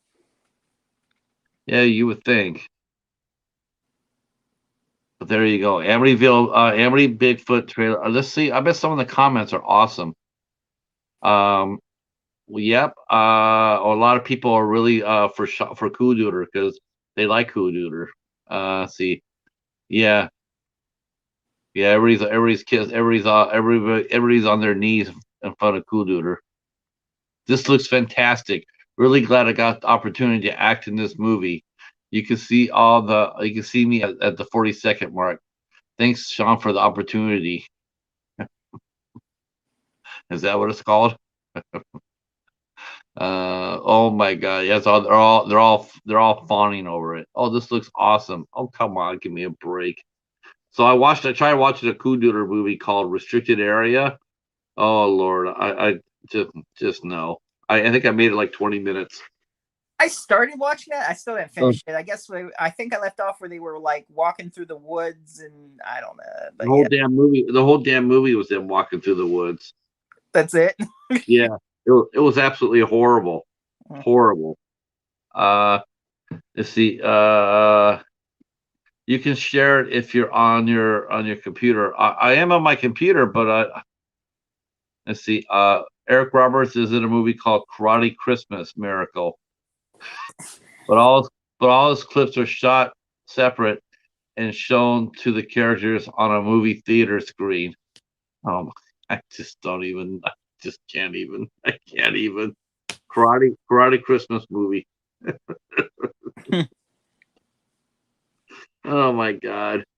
Oh, well, so what's new? What's new coming out on Wild Eye? Then you mentioned some earlier. There's going to be one called Murder Hornets coming out. I thought that got released already. The African Asian No, Asian that was murder hornet. Tsunami. That was Tsunami. No, they. In fact, I think Sherry's in this one. She's in a lot of these. I think she was in that one. Then there's a Bigfoot. There's another Bigfoot one coming out. I forget the title offhand. The Cropsey incident is being released as a Wild Ironic stream. I got to double check there. There's like 4 or 5 coming out. Let's see. Yeah, it's called Asian Murder Hornets. That's what it's called. That might be something different. I don't know, or it might be the same one. I don't know. It's your buddy Dustin. Actually, it's called Murder Hornets. Yeah. Yeah. They got rid of the angry. Yeah. Okay. Yeah, they got rid of that. Yeah. Yeah. And it actually, I think, because it is him because I don't know if you've seen Ebola Rex, but they sort of mentioned the Murder Hornets in Ebola Rex. Mm-hmm. So yeah. And then there's going to be one coming out, Ebola Rex versus Murder Hornets. Not sure when that's coming out, but Well, hold on. Let me give me time. I'm sure I can crap it out here in a minute or two. As soon as I have my next dump, we'll get. God, no, there's no, they're not doing that. You're not, you're lying. You're lying. You can't be. No, Let me check. actually, Ebola Rex was actually, I enjoyed it more than I thought I would. It was pretty funny. Yeah, I want to see that. Mikey was pretty happy about his appearance in that, so I'm gonna take a look at it. See, he's got 112 movies he's directed. Sickle the Scarecrow, Silent Night, Deadly Night Part 3, Not for the Faint of Heart, The Party's Just Begun, The Legacy of Night of the Demons, was a documentary. Awesomely Righteous and Radical, Amityville in the Hood,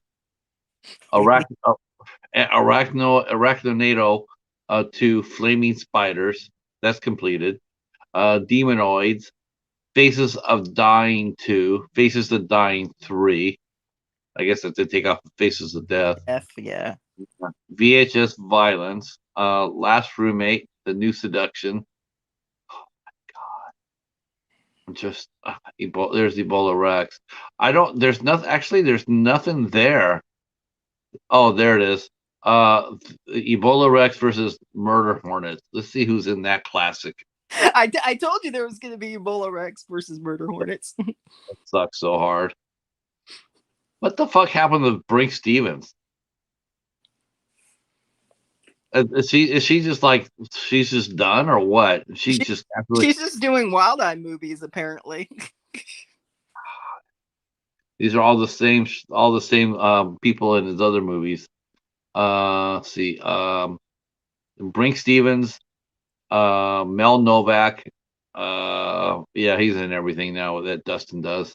Yeah. Tracy Burr, Michael James Daly, John R. Walker, Ashley Moore. Okay, so okay, I'm just dying to know. I'm just dying to know who's an Arachnado. Arachnado. Okay. Oh, okay. Our boy Cool is in that one. Okay. Okay. Brink Stevens, Julianne Prescott, Mel Novak. Okay. John Walker, Ken May, Clint Beaver. This is the same people in his other movies. D.T. Carney. Didn't you do an interview with Carney? D.T. Carney? No, I did an interview with Clint Carney, who did effects and stuff. Yeah. Okay. Ricky Egan. Let's see. Yeah. So yeah, let's see. So now he's doing Arachno 2. So it's gonna have a different cast, right? Let's see. Maria Olsen and Mel Novak in Arachnado 2. 8 legs, 80 miles an hour. Oh yeah, I can't wait 8 to legs see that. and 80 miles. All right. I can't. I don't know what that is. Is that the spider or the people running away from the theater? The 4 people in the theater running away. Is that the 4 people at the 4 locations? One location or one person at 4 at each location across the U.S. Oh my God! I gotta check that out. Okay. I guess it's a spider movie. I wonder if it's on Tubi. Arachnado. Okay. Let's see. I'm checking out all the comments about Kudro's movie, and everybody's just fawning over it, and it's like, really? Yeah, Amityville in the Hood is real.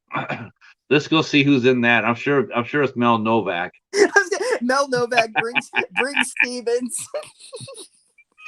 Brink Stevens, Brink Stevens was the first screen queen I ever met. She was the very first screen queen I ever met. I met her like at my very first convention. She was really nice, and she was really pretty. She was nice. I met her. Yeah. Let's see, Amityville in the Hood. All right, let me go to search here. And so Arachnado, so it'd be what? ARAC SHIT. Okay, Amityville in the Hood is a real movie. It is actually I don't think see he didn't Justin Ferguson is the director. Okay. See, the cast is Dustin Ferguson starring in this movie. See Dustin Ferguson, Jennifer Nagel, Ken May, um, John Walker, see Eric Russo, Christopher Brian Gomez as rival gangster number 2, Hector Gomez Jr. as rival gangster number 2. So it must be father son. Esau McKnight, Joshua Mooney, not Mooney, but Mooney. Moomy. D.T. Moomy. I want my Moomy. I want my money back. Okay. So that's the real one. Amityville in the Hood. Okay, what else has he done? Demon. This time, let's see. Demon. I found a movie on Tubi called Arachnoquake. After a terrible earthquake triggers a brood of giant fire-breathing spiders, citizens of New Orleans must fight for their lives. I'm looking at Dustin. You know what? We should do a drinking game where we go through all of Dustin Ferguson's movies, and every time we see a person's name that's in a movie, more than once, we have to take a drink every time we see it. like Sean Phillips is in this movie too. Right. Tracy Burr, Julianne Prescott, Eric Anthony Russo. Okay, I'm already drunk. I'm drunk. Here we go. Wait, hold on. Oh, okay. All right. So are you ready? Because I'm gonna start naming these. I'm gonna see how many movies that Cooder's in, and then you have to take a shot. You'll be dead. I would end up killing you. Take a shot every time Bring Stevens Novak is in a movie. God. God. Nah, I'm saving this for the weekend for spooky. Yeah. Oh my God. Plus I'm gonna drive in the morning. I don't want to get hungover. So yeah. So I guess Cooder did Amityville Bigfoot. I'm just like, no. I'm not gonna. No. Did you watch the trailer or not yet? How about this? Fairy Dust goes, Amity, I'll be the hood. Time to move. Amityville in the Hood. Time to move out. Yeah, time to move out. Yeah. Or in that case, get the fuck out. Yeah. Remember Eddie Murphy is talking about that? He says, yeah, we'll go up there and say, yeah. You come up there and see a nice house. Yeah, it's a really nice house. And white people, it's like, this is a really nice house. Let's buy it. And then brothers come up there and say, this is a really nice house. Get the fuck out. Too bad we can't stay. Oh my God, that's funny as hell. So who else do you have coming up? Well, whatever days in January, I know, like I said, Dave Sheridan plans on coming on. Ari Lehman, Jenna from Terrifier. Yeah. Did you say Jenna? Uh-huh. I don't know. Oh, Jenna. Is she one of the people? Is she one of the victims? She was the one that was shot in the face. Yeah, that's right. It's not a real horror. It's not a real horror movie if you use a gun. Not a real. Yeah. Sorry, Art. You can't be all that if you're using a gun. So. Well, shit. We'll see. It's like a bunch of people just waiting to get the official date. So as soon as I get the official date of who wants what date, I'll be posting them. So. I'm so glad we're having this conversation.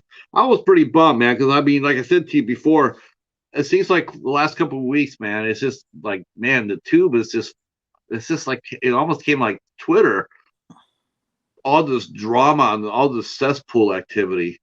People I found myself subscribing to, people, and next thing I know, I'm finding them, they're supporting that Kyle Rittenhouse, and I'm like, What the fuck am I following you for? Why are you? Why is that's so negative? Why are you posting that? Why are you supporting that killer? And it's just like, oh, I just can't stand it. It's just like, wow. I thought we're supposed to be like, oh, I thought we're supposed to be like, like we're supposed to be talking like that shit. But there's people out there getting on the horse and talking about it, and like this is what he's innocent. I'm like, oh, shit, I just the ignorance is just staggering to me. It's just like, okay.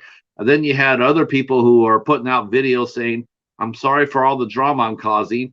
I'm like, okay, well, you know what you can do? You can stop it. You don't necessarily need to put out a video saying, I'm sorry for all the drama. It's none of our business. Just stop it. Yeah, I don't know why. I mean, I'm like, wow, it's like, and it's just like, you don't need to tell us what you're doing. Just unsubscribe and block. Um, I don't necessarily think you need to draw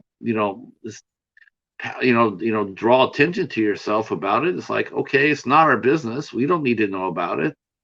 And then other people are causing dramas in their own community. People are blocking each other. Where last week they were friends. They're friends. I'm watching these people, and I know a lot of them, and a lot of these, because I have different communities. And it's like, next thing you know, they're just talking about how they're blocking each other. They're not friends anymore. They don't follow it. They're not following any each other anymore. And it's like, what happened? It's like, why couldn't you fix that? Um,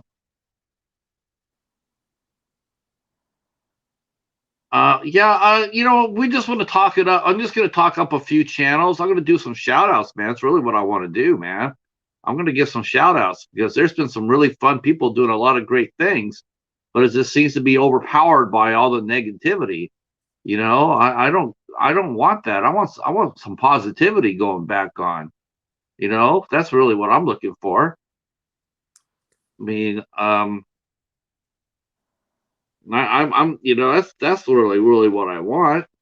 I'm just, if I see friends, like this morning, I saw a friend who was doing a live stream, and I'll be honest with you, I was really scared for him there because he really seemed to be like he was cracking up, and I got scared, because it's like it just seems like a lot of people around right now just seem to be they seem to be in the tailspin. They don't really seem to be doing well at all mentally, and I'm just it's concerning.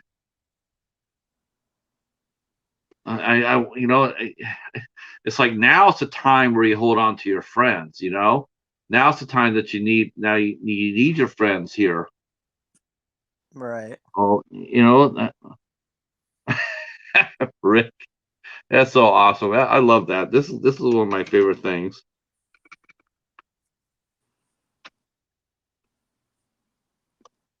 This is one of my favorite. This is one of my favorite greetings right here. So, I don't know. I mean, how about you guys in the chat? I mean, tell me something positive that you've seen on the tube in the last couple of weeks. I mean, has there been a channel or individual that has stood out and that's been really you know someone we should talk about or something, go visit their page or their channel? That's how I look at it. Like, like Mr. Bones has just been an outstanding community member. He's been in everybody's chat. He's a chameleon. He can go in anybody's community and fit right in. Yeah. It's really cool to see. I know I can't do that. I can't do that. I don't fit in a lot of communities. I know that. But Mr. Bones, man, he can slide into anybody's community, and Fairy Dust is the same way. Brene is very much like that. She can go inside anybody's community and be welcome and an asset. I've noticed that. Yeah. I'm glad that She Wine's back. I mean, it's been a while since they were here, so I was glad to see them back. Pablo came back from the old AF reviewers. He'd been gone for quite a while, actually. and he's back. They did Christmas movies part 1, so it was really cool to see him back. Yeah, because I was gonna say haven't seen him in a while. Oh. Yeah, he last thing I think the last time I saw Pablo was during the chili challenge, and that was it. But he got COVID, so Oh. he was out there for a while. Yeah.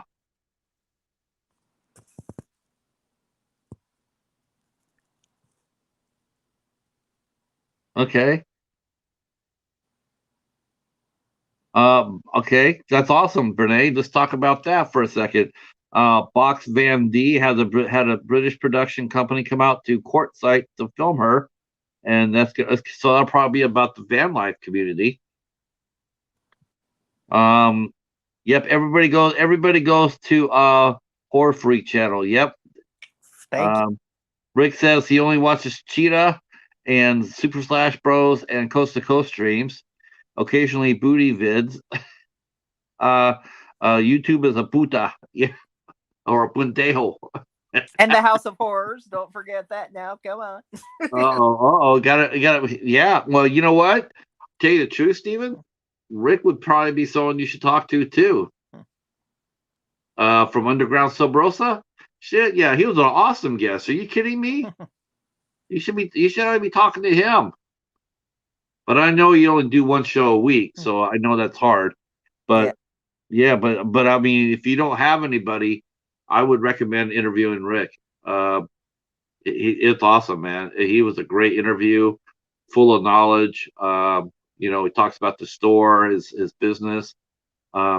He's a good example of what a successful YouTube business can look like.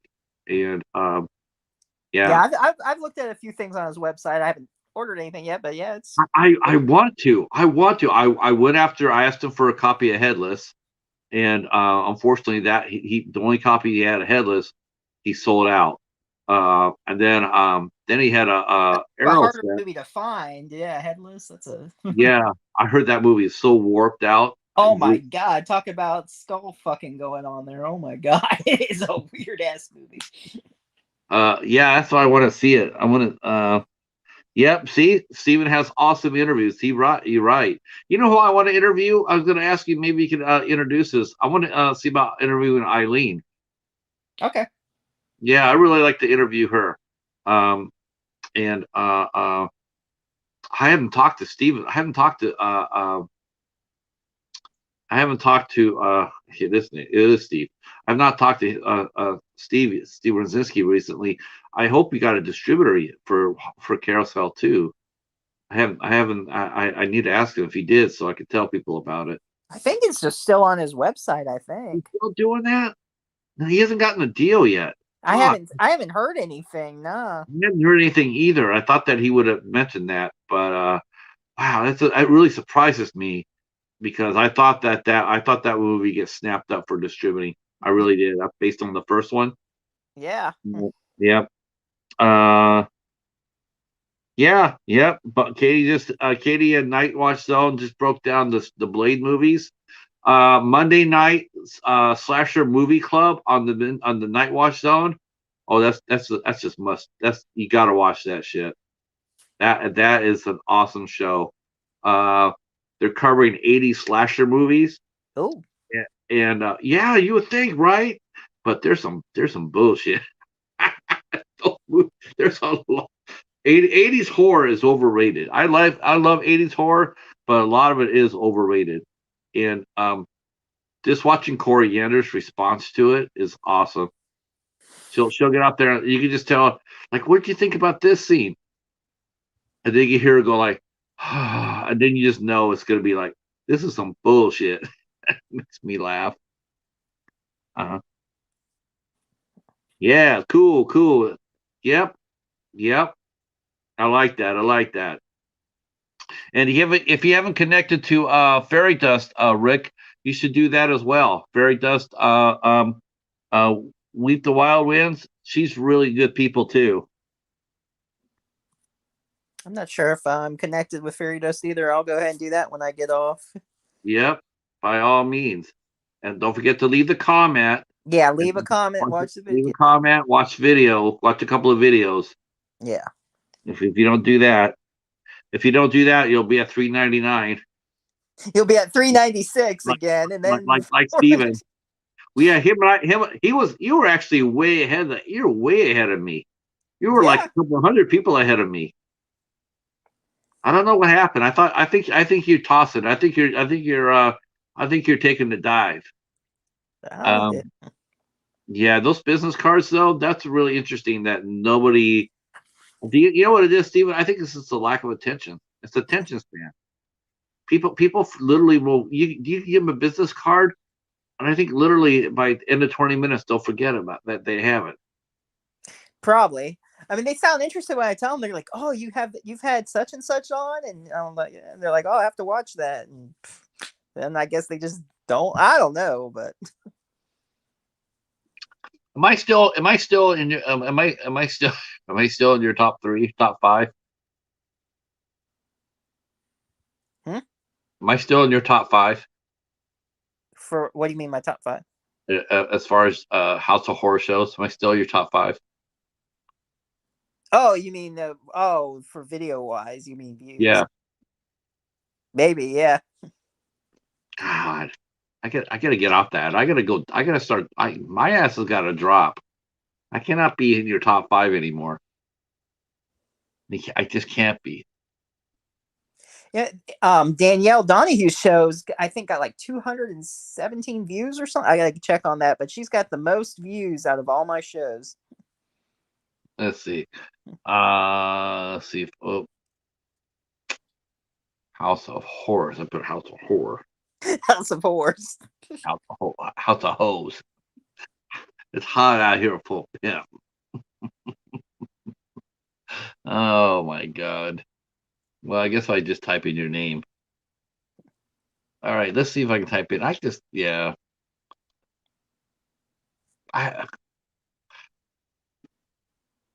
How'd you hook up with Alyssa? Oh, just on Instagram. Wow. I had sent her a message like a long while ago. I forgot when the first message is, and I was out and I was out getting lunch. I got a message on Instagram. I was like, "Oh, listen." She was like, "Oh, I'd love to be on the show." I'm like, "Okay." And so I messaged her back, and she was like, "Sorry, it took so long to get back." And I'm like, "No, it's perfect timing because I need a guest on such and such date." So yeah. So Well, I got contacted by an actor who I was really hoping to get. I was really hoping to get, and I got a response, and finally he says, "Let's talk." So I sent him all the information, and of course now I haven't heard shit from him. It's like, well, I thought we were supposed to talk. Uh, I was just like really disappointed because I was hoping that we would. right. Let's see. Oh shit. Let me just go to here. I don't know if I find that out because I know I don't keep your commercials, even though I like the ads. I don't put them on my playlist. Um, Oh, apart- the like little intros for the show. I probably should, but I don't. Uh, but yeah. I thought about that more and more, and going like, of all the people I wanted to talk to, I was looking at your list, and I said, the one person I really like to talk to would probably be Eileen. Um, because I think she would be. She seemed very interesting. Mm-hmm.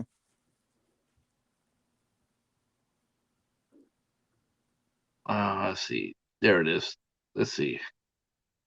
House of Horrors. The Return of Rob Mello and Rebecca Reinhardt. Yeah. Yeah, that was a good show. I felt bad for Alyssa though, man. I tried to come in there, but I got there too late. I felt really bad about that because I saw there was if you saw, man, I tried. I was throwing all sorts of shit in the chat at the last 5 minutes. Mm-hmm. I was trying to keep her there so we could, get a conversation going because, I didn't want you to go through see, that's my nightmare right there. My nightmare. Okay, I'm still number 2. How about that?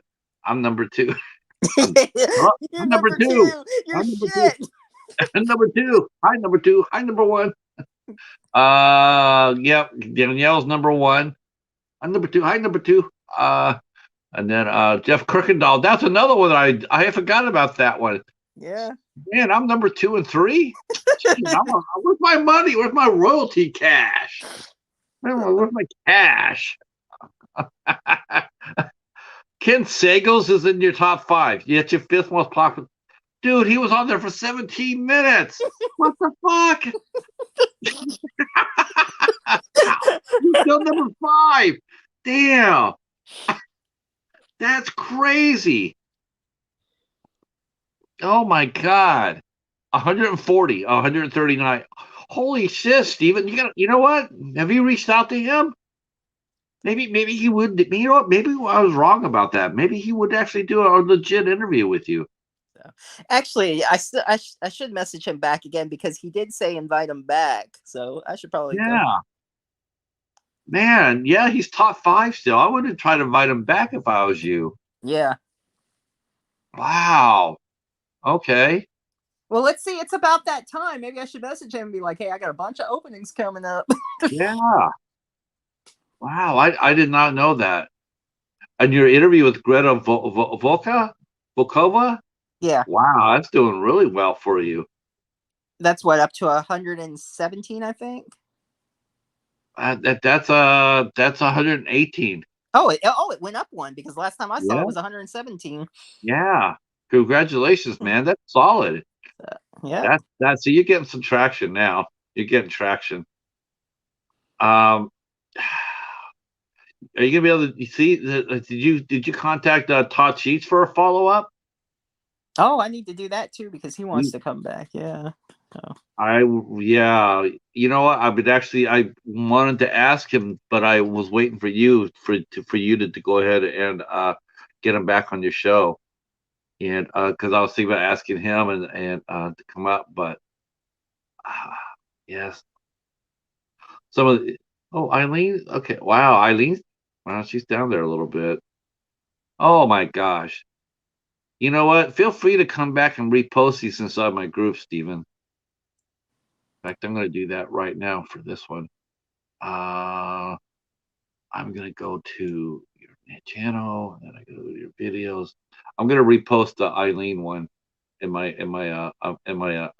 Facebook groups. All right. Yeah. Yeah, because I did not know that she and Steve were engaged or married or whatnot. I did not know that. Yeah. Yeah, I was like, well, that didn't do it. It didn't make any difference. But I mean, I didn't know that. But wow, Greta, that's the one who did. She did a lot of the. Well, here's the Road to 300. Dude, you have Road to 300 subscriber contest a year ago. You have to get off your snide and get to 500 now. I know.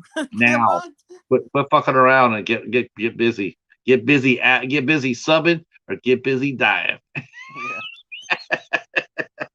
Shit. All right, let's see where Eileen's at, so I can go ahead and throw that out there. Damn it. Where is it? Yeah, you can't have. How is Jamie Morgan doing better than Eileen? What? Okay, there she is. Jamie Morgan's done a lot. Okay, let me throw this on here. First of all, I'm gonna throw it inside this chat room right here. You guys need to check out this interview that Steven did with Eileen Isley, who created Duke the Crazy Ass Unicorn for Carousel 2. That's the interview that Steven did. Oh, there's Tiffany. Tiffany. Oh, God. Hi, Tiffany. Hey, Tiffany. Tiffany triggers me now.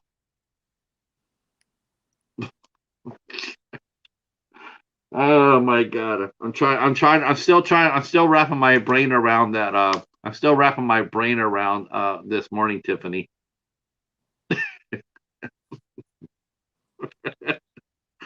I have so many questions I want to ask. I have so many questions. Oh my God. That's a Wild Eye movie. Yeah, triggered. That was a good one. It was. but no, our good friend our good friend Tiffany, yeah, she's a hoot. She's a hoot. Tiffany means fun. That's what Kevin from Tuber Chat says. I'm going like, yep, he's right.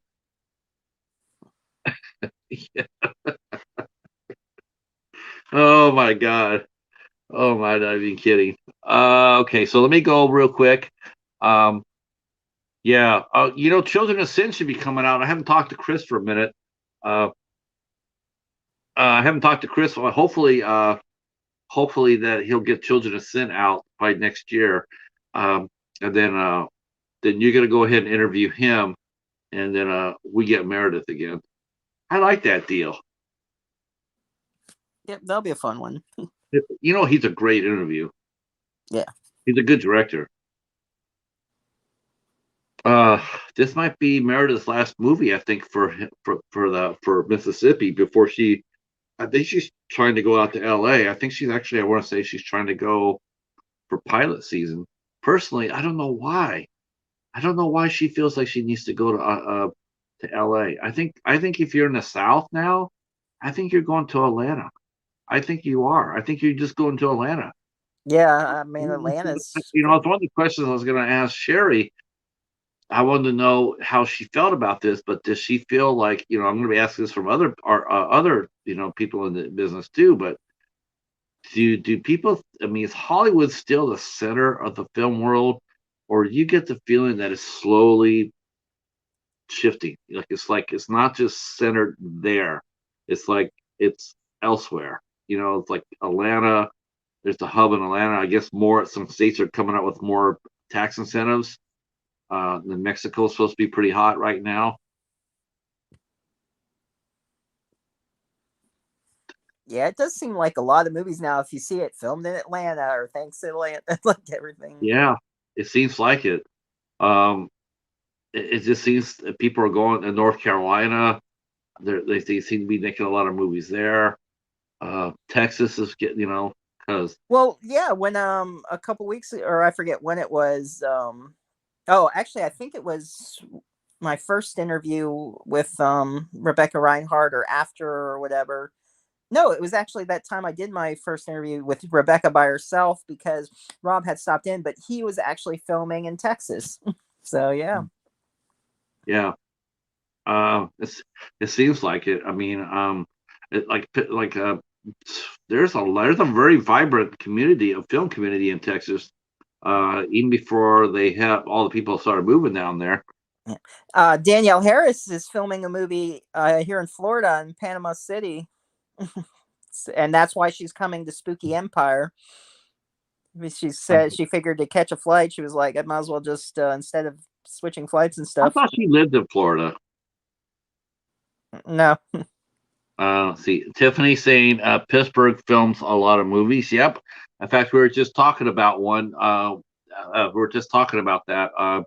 Steve Renzinski and his fiance Eileen. They're the ones that created Carousel, Carousel 2. Well, it's funny. He Felissa Rose and Dave Sheridan, they were saying that they filmed something in Pittsburgh a while back ago, and they were at Pittsburgh at that Horror Realm convention that I went to a few weeks ago, 4 weeks ago, well, whatever it was now. But yeah. I mean, I think I just don't see LA being the end all to be all anymore. Yeah. I think for one thing, I think it's just too damn expensive for a lot of actors. It costs a lot less to live in Georgia than it does Los Angeles. Yep. So Georgia's not really if you're a person of color though, you're taking your life in your hands if you do that, because Georgia is not very friendly, as we saw. Let's see, my cousins are living here but working out of Wardrobe out in Atlanta. Yeah, see, that makes sense, Brene. It does. I think that's where all the Star Wars films are being made out of now, based in Atlanta. It's a beautiful area. I mean, you're in a city, and then within a few minutes you're out in the green. It's not like It's not like a massive expanse in LA. There's no more driving out of LA. All you're seeing is just LA. It's just one big massive, industrialized section. There's no wildland anymore. Hmm. There's no little forest. There's no nothing. It's just, it used to be when you drove from LA to Oceanside to San Diego, it was like 110 miles, and there'd be a lot of empty space. There'd be a lot of, just like scrub and small forest and like little shrubs and trees and stuff like that. I mean, you knew you were out in the country, but it's so built up now that you could leave from LA in San Diego, and if I blindfolded you, or if you didn't know this, you wouldn't know when we left LA and when we got to San Diego, because it all looks the same. Right.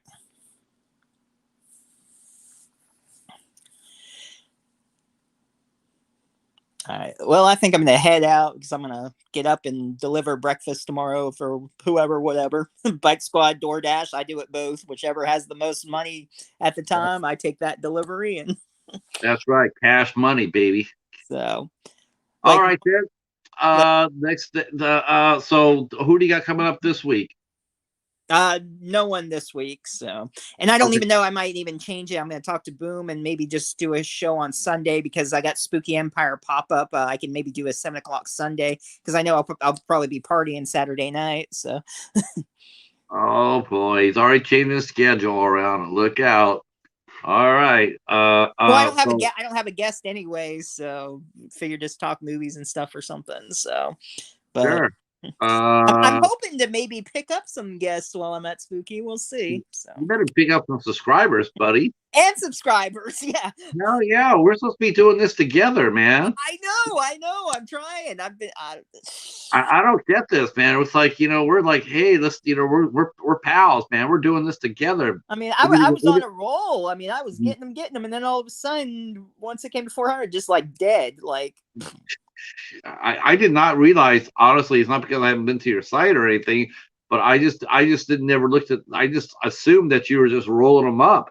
It wasn't until recently that I looked and I saw you were at 398, and I'm like, what the hell is that all about? that's what I saw. You're And right. then I hit 400. I was all like, yes, I hit 400, and then it went down to 396. I'm like, what the?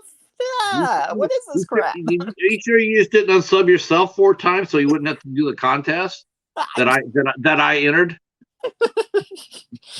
I don't know. I'm telling you, we might have to have everybody in here DoorDash you, have them deliver breakfast tomorrow. Deliver subs.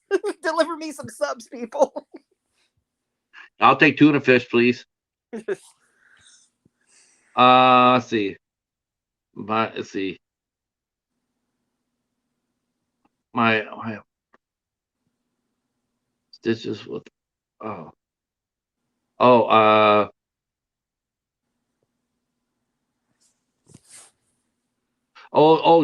so try some stickers with your link to pass out. Yeah, stickers might actually be not be such a bad idea. Give them to kids, because kids will stick them up everywhere. Yeah. Yeah. That might not be a bad idea. I do know some friends of mine, they're going to be opening a comic book store in Tampa, and they're going to be going to all the conventions. Actually, Mackenzie, it's her parents are opening this comic book store, and they're going to be going to different conventions. And I'm going to help them out probably at different ones via vendor. Is this the same Mackenzie?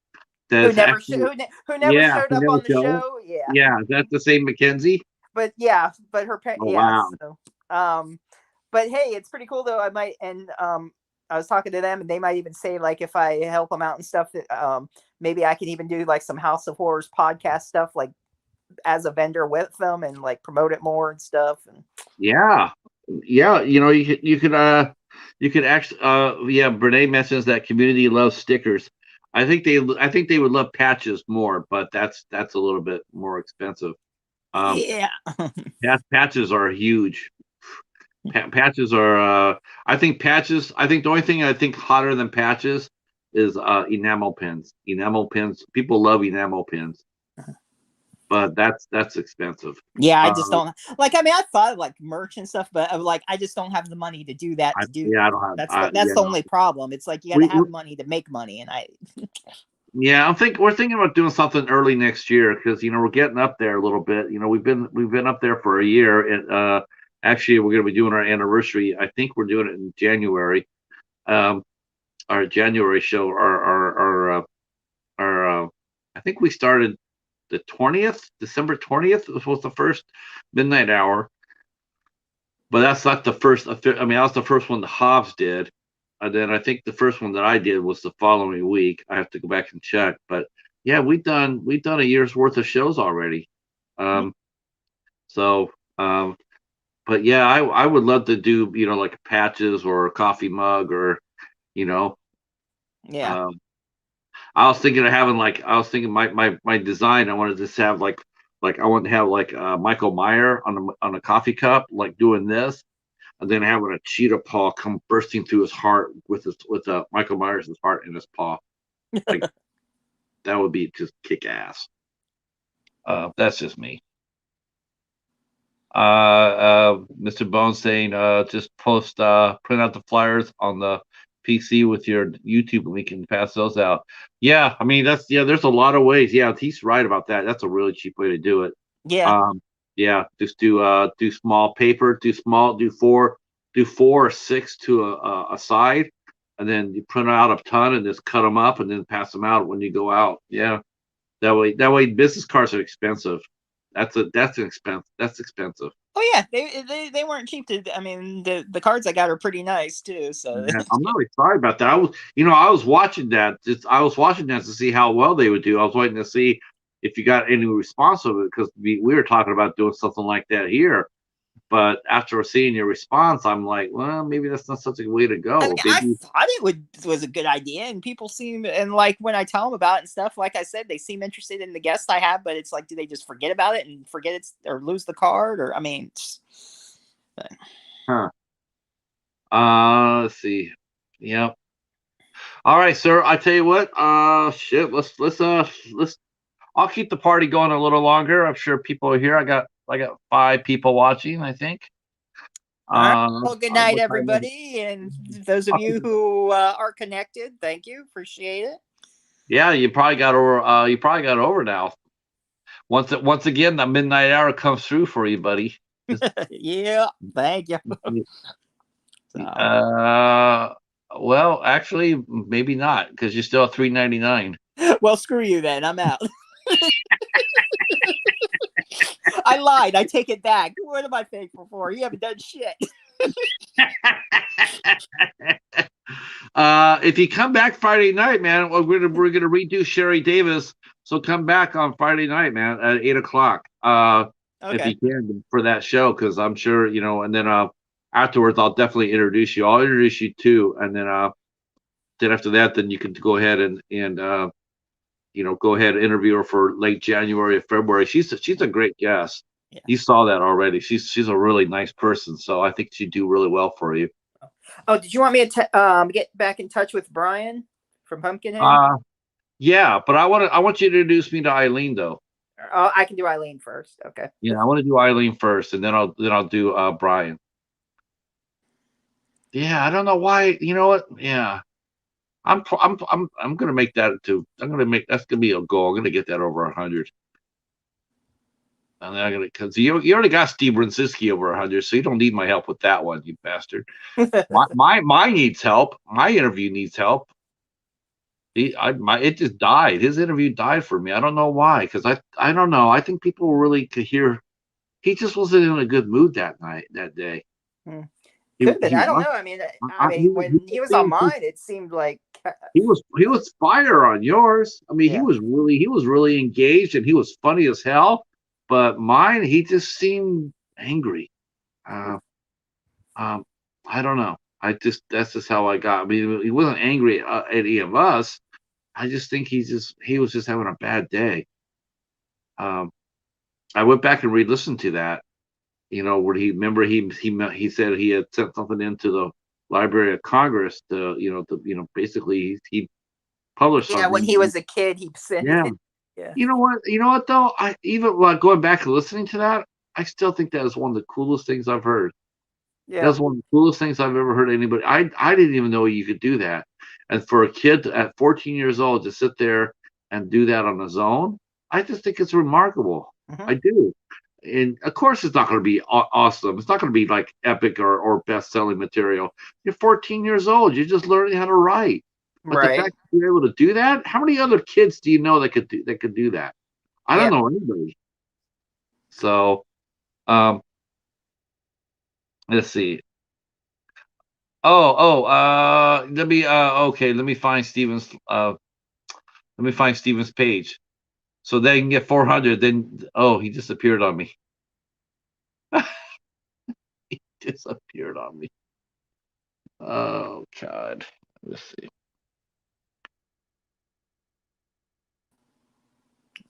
Yeah. We're trying to get you 400 and you just like up and left. I was trying to make a comment. I accidentally clicked out. They were asking, I think who was it? Fairy Dust was looking for me. Someone was, and I was gonna type in the Horror Freak 85. Then I accidentally. Don't you mean the Horror Freak 399?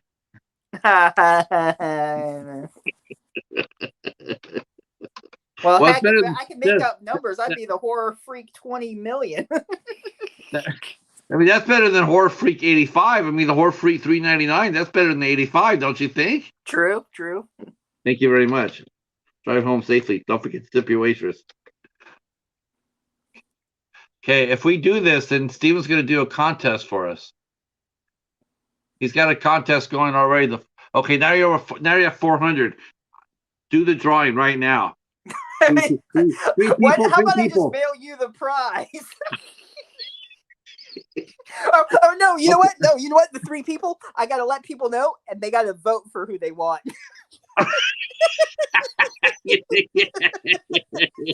Whoever's in this chat's gotta vote. Yeah, I vote for me myself. But you can't vote for yourself. Oh damn. Okay. So you're at 400. Oh, that's awesome. Okay, so there you go, baby. Now you're on your way. Well, let's hope it stays that way, and because I was at 400 before, and then I went to 396. Well, Brene knows how it works. She'll come over and watch a video, and then leave a comment. She knows what to do. All right, that's cool. I'm just joking, Brene's a skilled operator. And not only that, but she'll probably end up passing you out a little bit too. Yep. See, she just connected with you. See. All right. That means you get to be in the contest, Brene. You'll get a chance to win a Wild Eye movie. Yeah, I haven't thrown one of those in yet, but I'll do that. Yeah. And besides, well, I know it's not a big deal for you, Patrick, but whoever wins also can come on the show and co-host with whatever guest they want. So. Yeah, though that's not exactly true. As far as that goes, because I plan on crashing the Andre Gower show when I win this contest. That's who I was gonna. That's who I want. That's why you want me to do it tonight. Oh, I'm the winner. Yeah, I'm gonna crash Andre Gower and say, Andre, how the hell did you not answer my email? What's up with that, brother? you gotta answer. You gotta look at your email and get back to me so I can book you on my show. You show poacher. Boinger. Oh shit, that's too funny. Well, congratulations, man. You got the 400. Yep. That's good. Mr. Bones wants to know what the prizes are.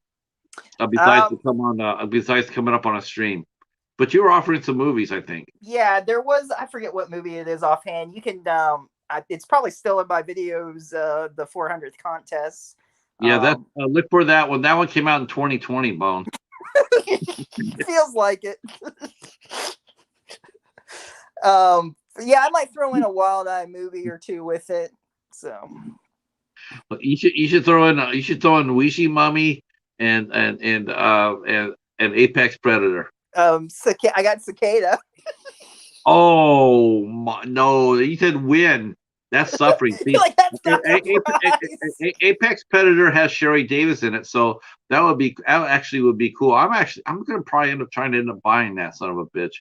Um, I know I can't believe that, but I I'm sure want to it'll see be how. at the dollar store eventually. Stop, stop. It might be. Was Cheetah trying to win? I don't know if I'm gonna win anything.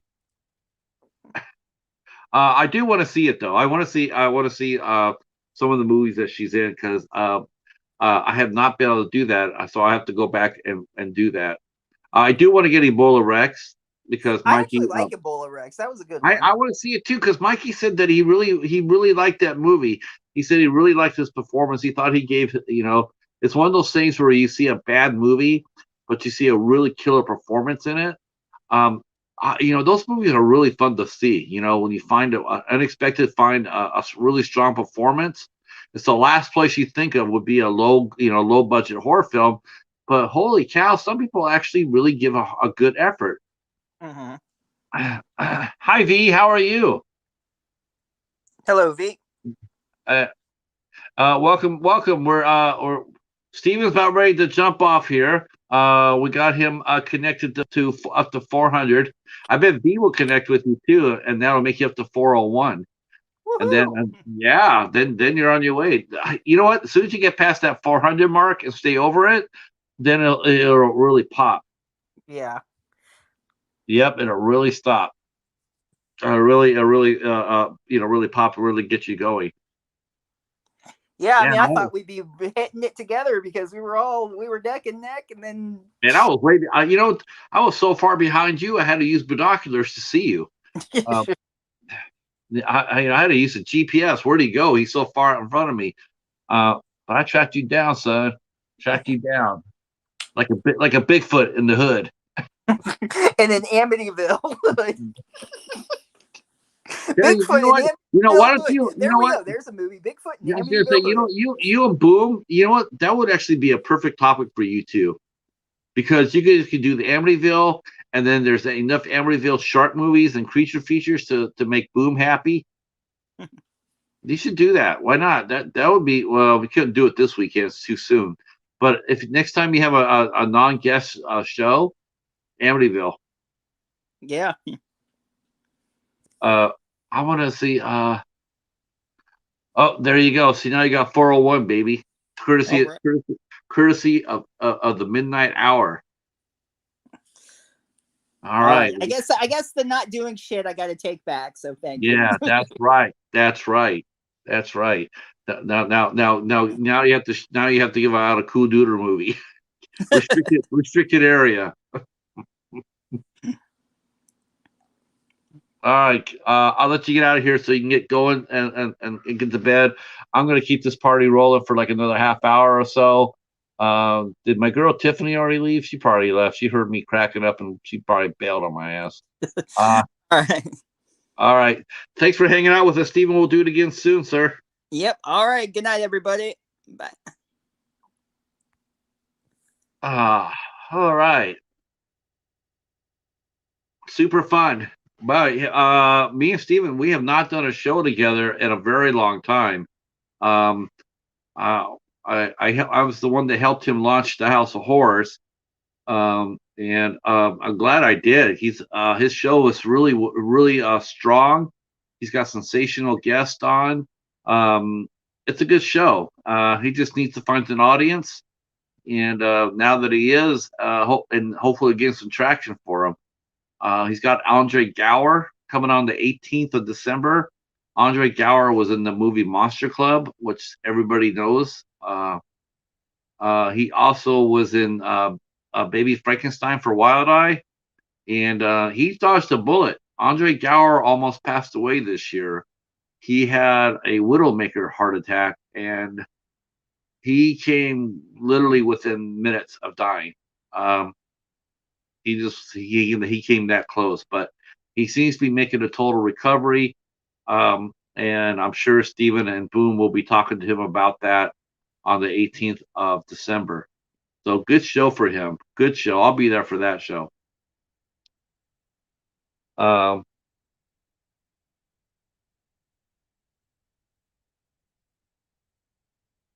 let's see. Do an international movie. Yeah, you know what? I reviewed. You know what? I do review Hallmark movies, and they're all Canadian. They're all Canadian movies. Definitely so. Definitely so. Uh, let me grab your link.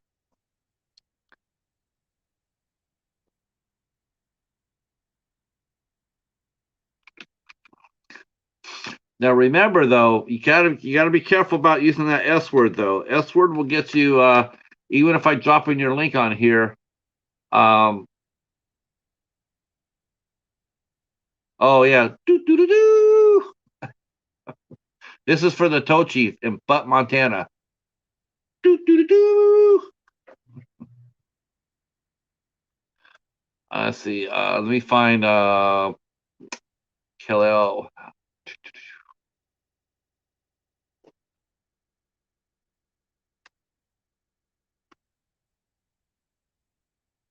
Do that.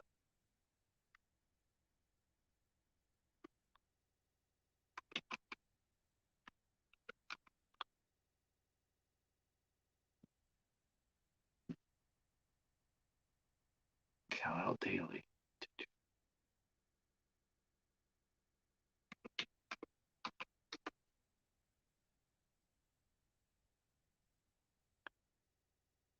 Oh yeah, we'll see what we can do for you.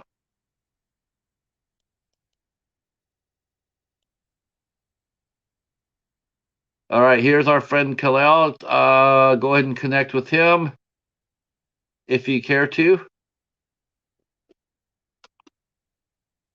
I think you guys will. I think he's a very nice guy, and we appreciate him coming in.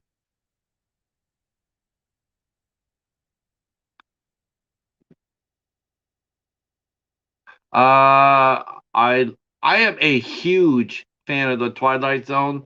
I'm a huge fan of the Twilight Zone, but I absolutely love the Outer Limits remake from the '90s.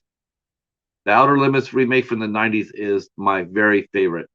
As much as I love the old classic Rod Serling Twilight Zone, and I do, I mean, they have probably my most singular favorite episode of Twilight Zone is Death Head Revisited. Um, Overall, I love the Outer Limits remake from the '90s.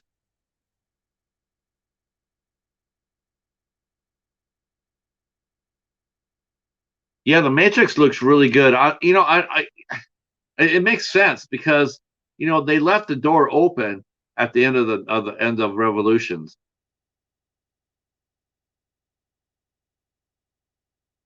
I mean, the little girl asked the Oracle, "Says will we see Neil again?" It's just you never know, and and of course we would.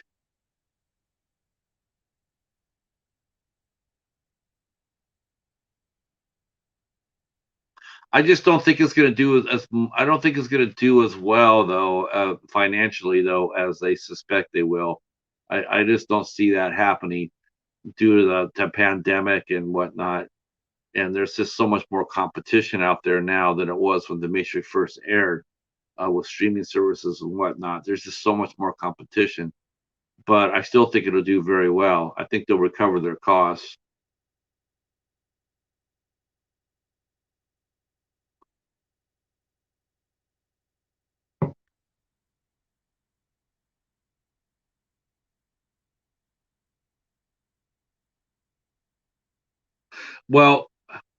Well, that Neo did die, but he gets regenerated. That's the whole thing. He gets reborn. That's why they say he's the one because he's the one of their generation. Like that Neo, I think that Neo was like the seventh one. It was like the seventh Neo. Every Neo that came before him, he got a little bit smarter, a little bit further. Because remember, they talked about they destroyed Zion down to just a handful of people, and then allowed it to build itself back up.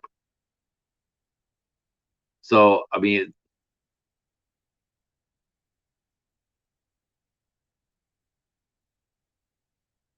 Yeah, he was the seventh one. It's right. Yeah, they mentioned that. Never the Merovingian, he commented about that. Says, he commented that, I've survived your other predecessors, and I'll survive you. He mentions that in a fight. Neil, the character Neil had been gone through there at least 7 times.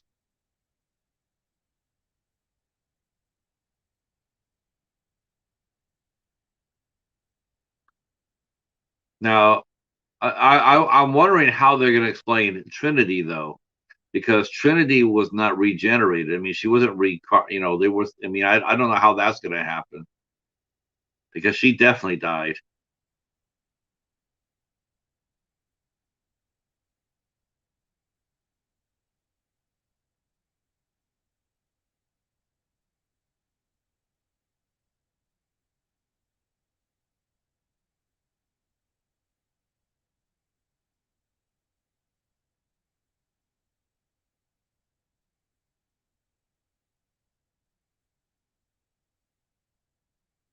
Oh, yeah, I know who Neo is. Of course, I watched all three of them. I went to all three Matrix movies at the midnight show.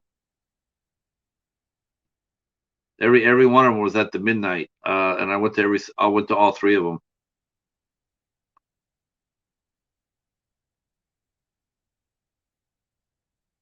I actually love the Matrix. I did. I love the Matrix series. I thought they're all good. I know a lot of people didn't like the third one too much. I liked it. The only problem I had with the third one was that the defense systems weren't very advanced. Um, Making those guys stand out there in a walker, completely exposed. That was just, I didn't buy that at all. It's like I thought they would have been a far more advanced than that.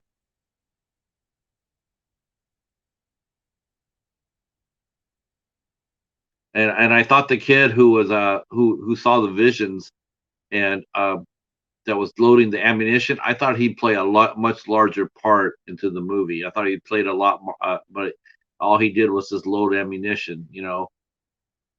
Right? I didn't understand why his character was put out as important when then he wasn't. And I'll be honest with you, the only thing I really did not like about the Matrix, I did not like about it. I did not like how they played Marcus Chong. They played him dirty. Um, he played Tank, the operator in the first one, and the guy wanted a little bit more money. That's all he wanted. He wanted a little bit more money. He felt like he should have been compensated a little bit better. And hell yeah, I agree. I think every single one of that cast member deserved to be compensated more than what they got. That movie made hundreds of millions of dollars. Oh, and if he signed up for $40,000 or $50,000, and yet you watch your movie make $500-600 million across the world, why wouldn't you want a little bit more money? I don't think they handled it properly at all, and he got blacklisted. That's the worst thing about it. He got blacklisted. I think he did just a handful of movies ever since then. I don't think he's really done anything, which is terrible because he was a delight to watch. He was badass in that movie. So I was a Marcus Chong fan for sure.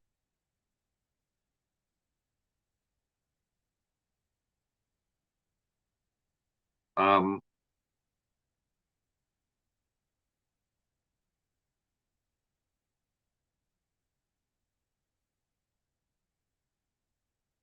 I didn't even see who else is in there coming back. I know Trinity's coming back, but I don't think I know they have a new Morpheus. See, I don't understand how they could have a new Morpheus, but not an old Trinity. That confuses me too because it's like Morpheus lived, but Trinity died, and yet we get a younger Morpheus and an older Trinity.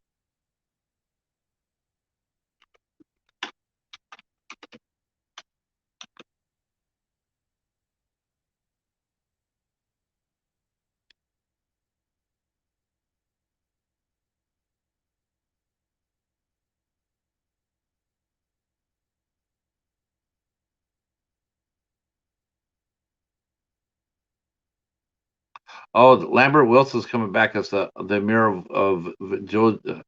I can't pronounce that name, but he's coming back as that. I wonder if that means I don't see Monica Bellucci in here. Wow, I want to see if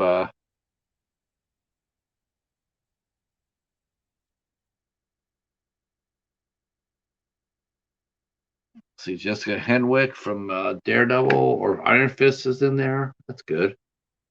Uh oh, the girl Sati. Wow, she's being played by Priyanka Chopra Jonas. That's the little girl that yeah, wow, that's cool. Um let's see. Daniel Bernhardt as Agent Johnson.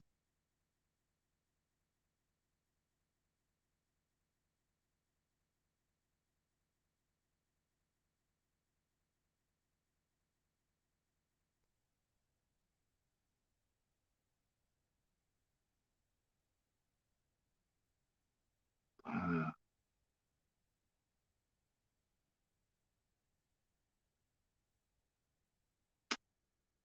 wow.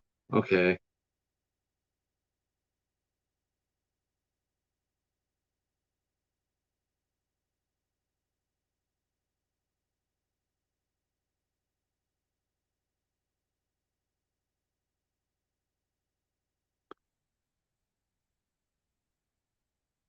Well, oh, I got frozen. Or did okay. Oh, I thought it was frozen. Yeah.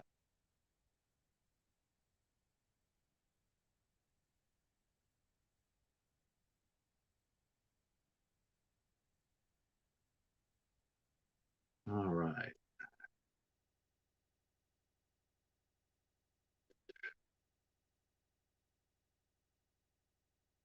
Yeah, that was actually one of my favorite. That's one of my favorite trilogies. Um, the only thing I did not get from I have not got the animation one. I need to find that one. Because that's really good. The animated versions of the Matrix, the flight of the last flight of the Phoenix or the Osiris. That's supposed to be one of the best ones, best stories.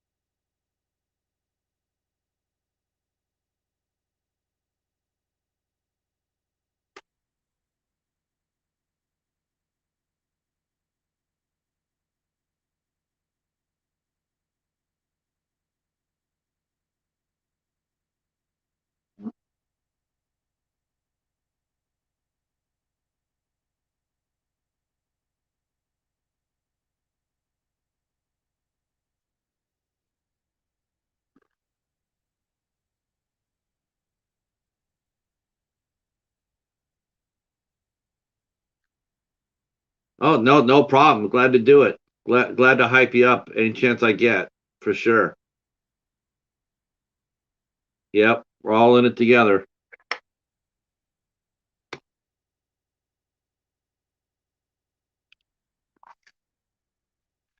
All right.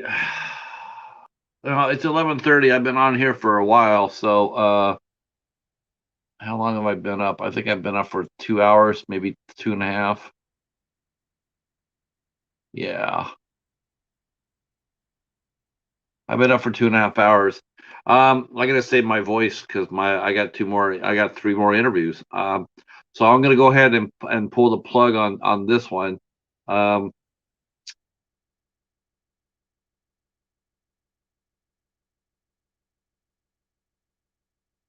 want to thank you guys all for coming out and supporting the show. Sherry Davis will be back on 8 o'clock on Friday. I will make a fresh banner up for that. and I will be sharing that out again on Facebook and on Instagram. So hopefully those who are here will come back out for Friday at 8 o'clock for Sherry Davis.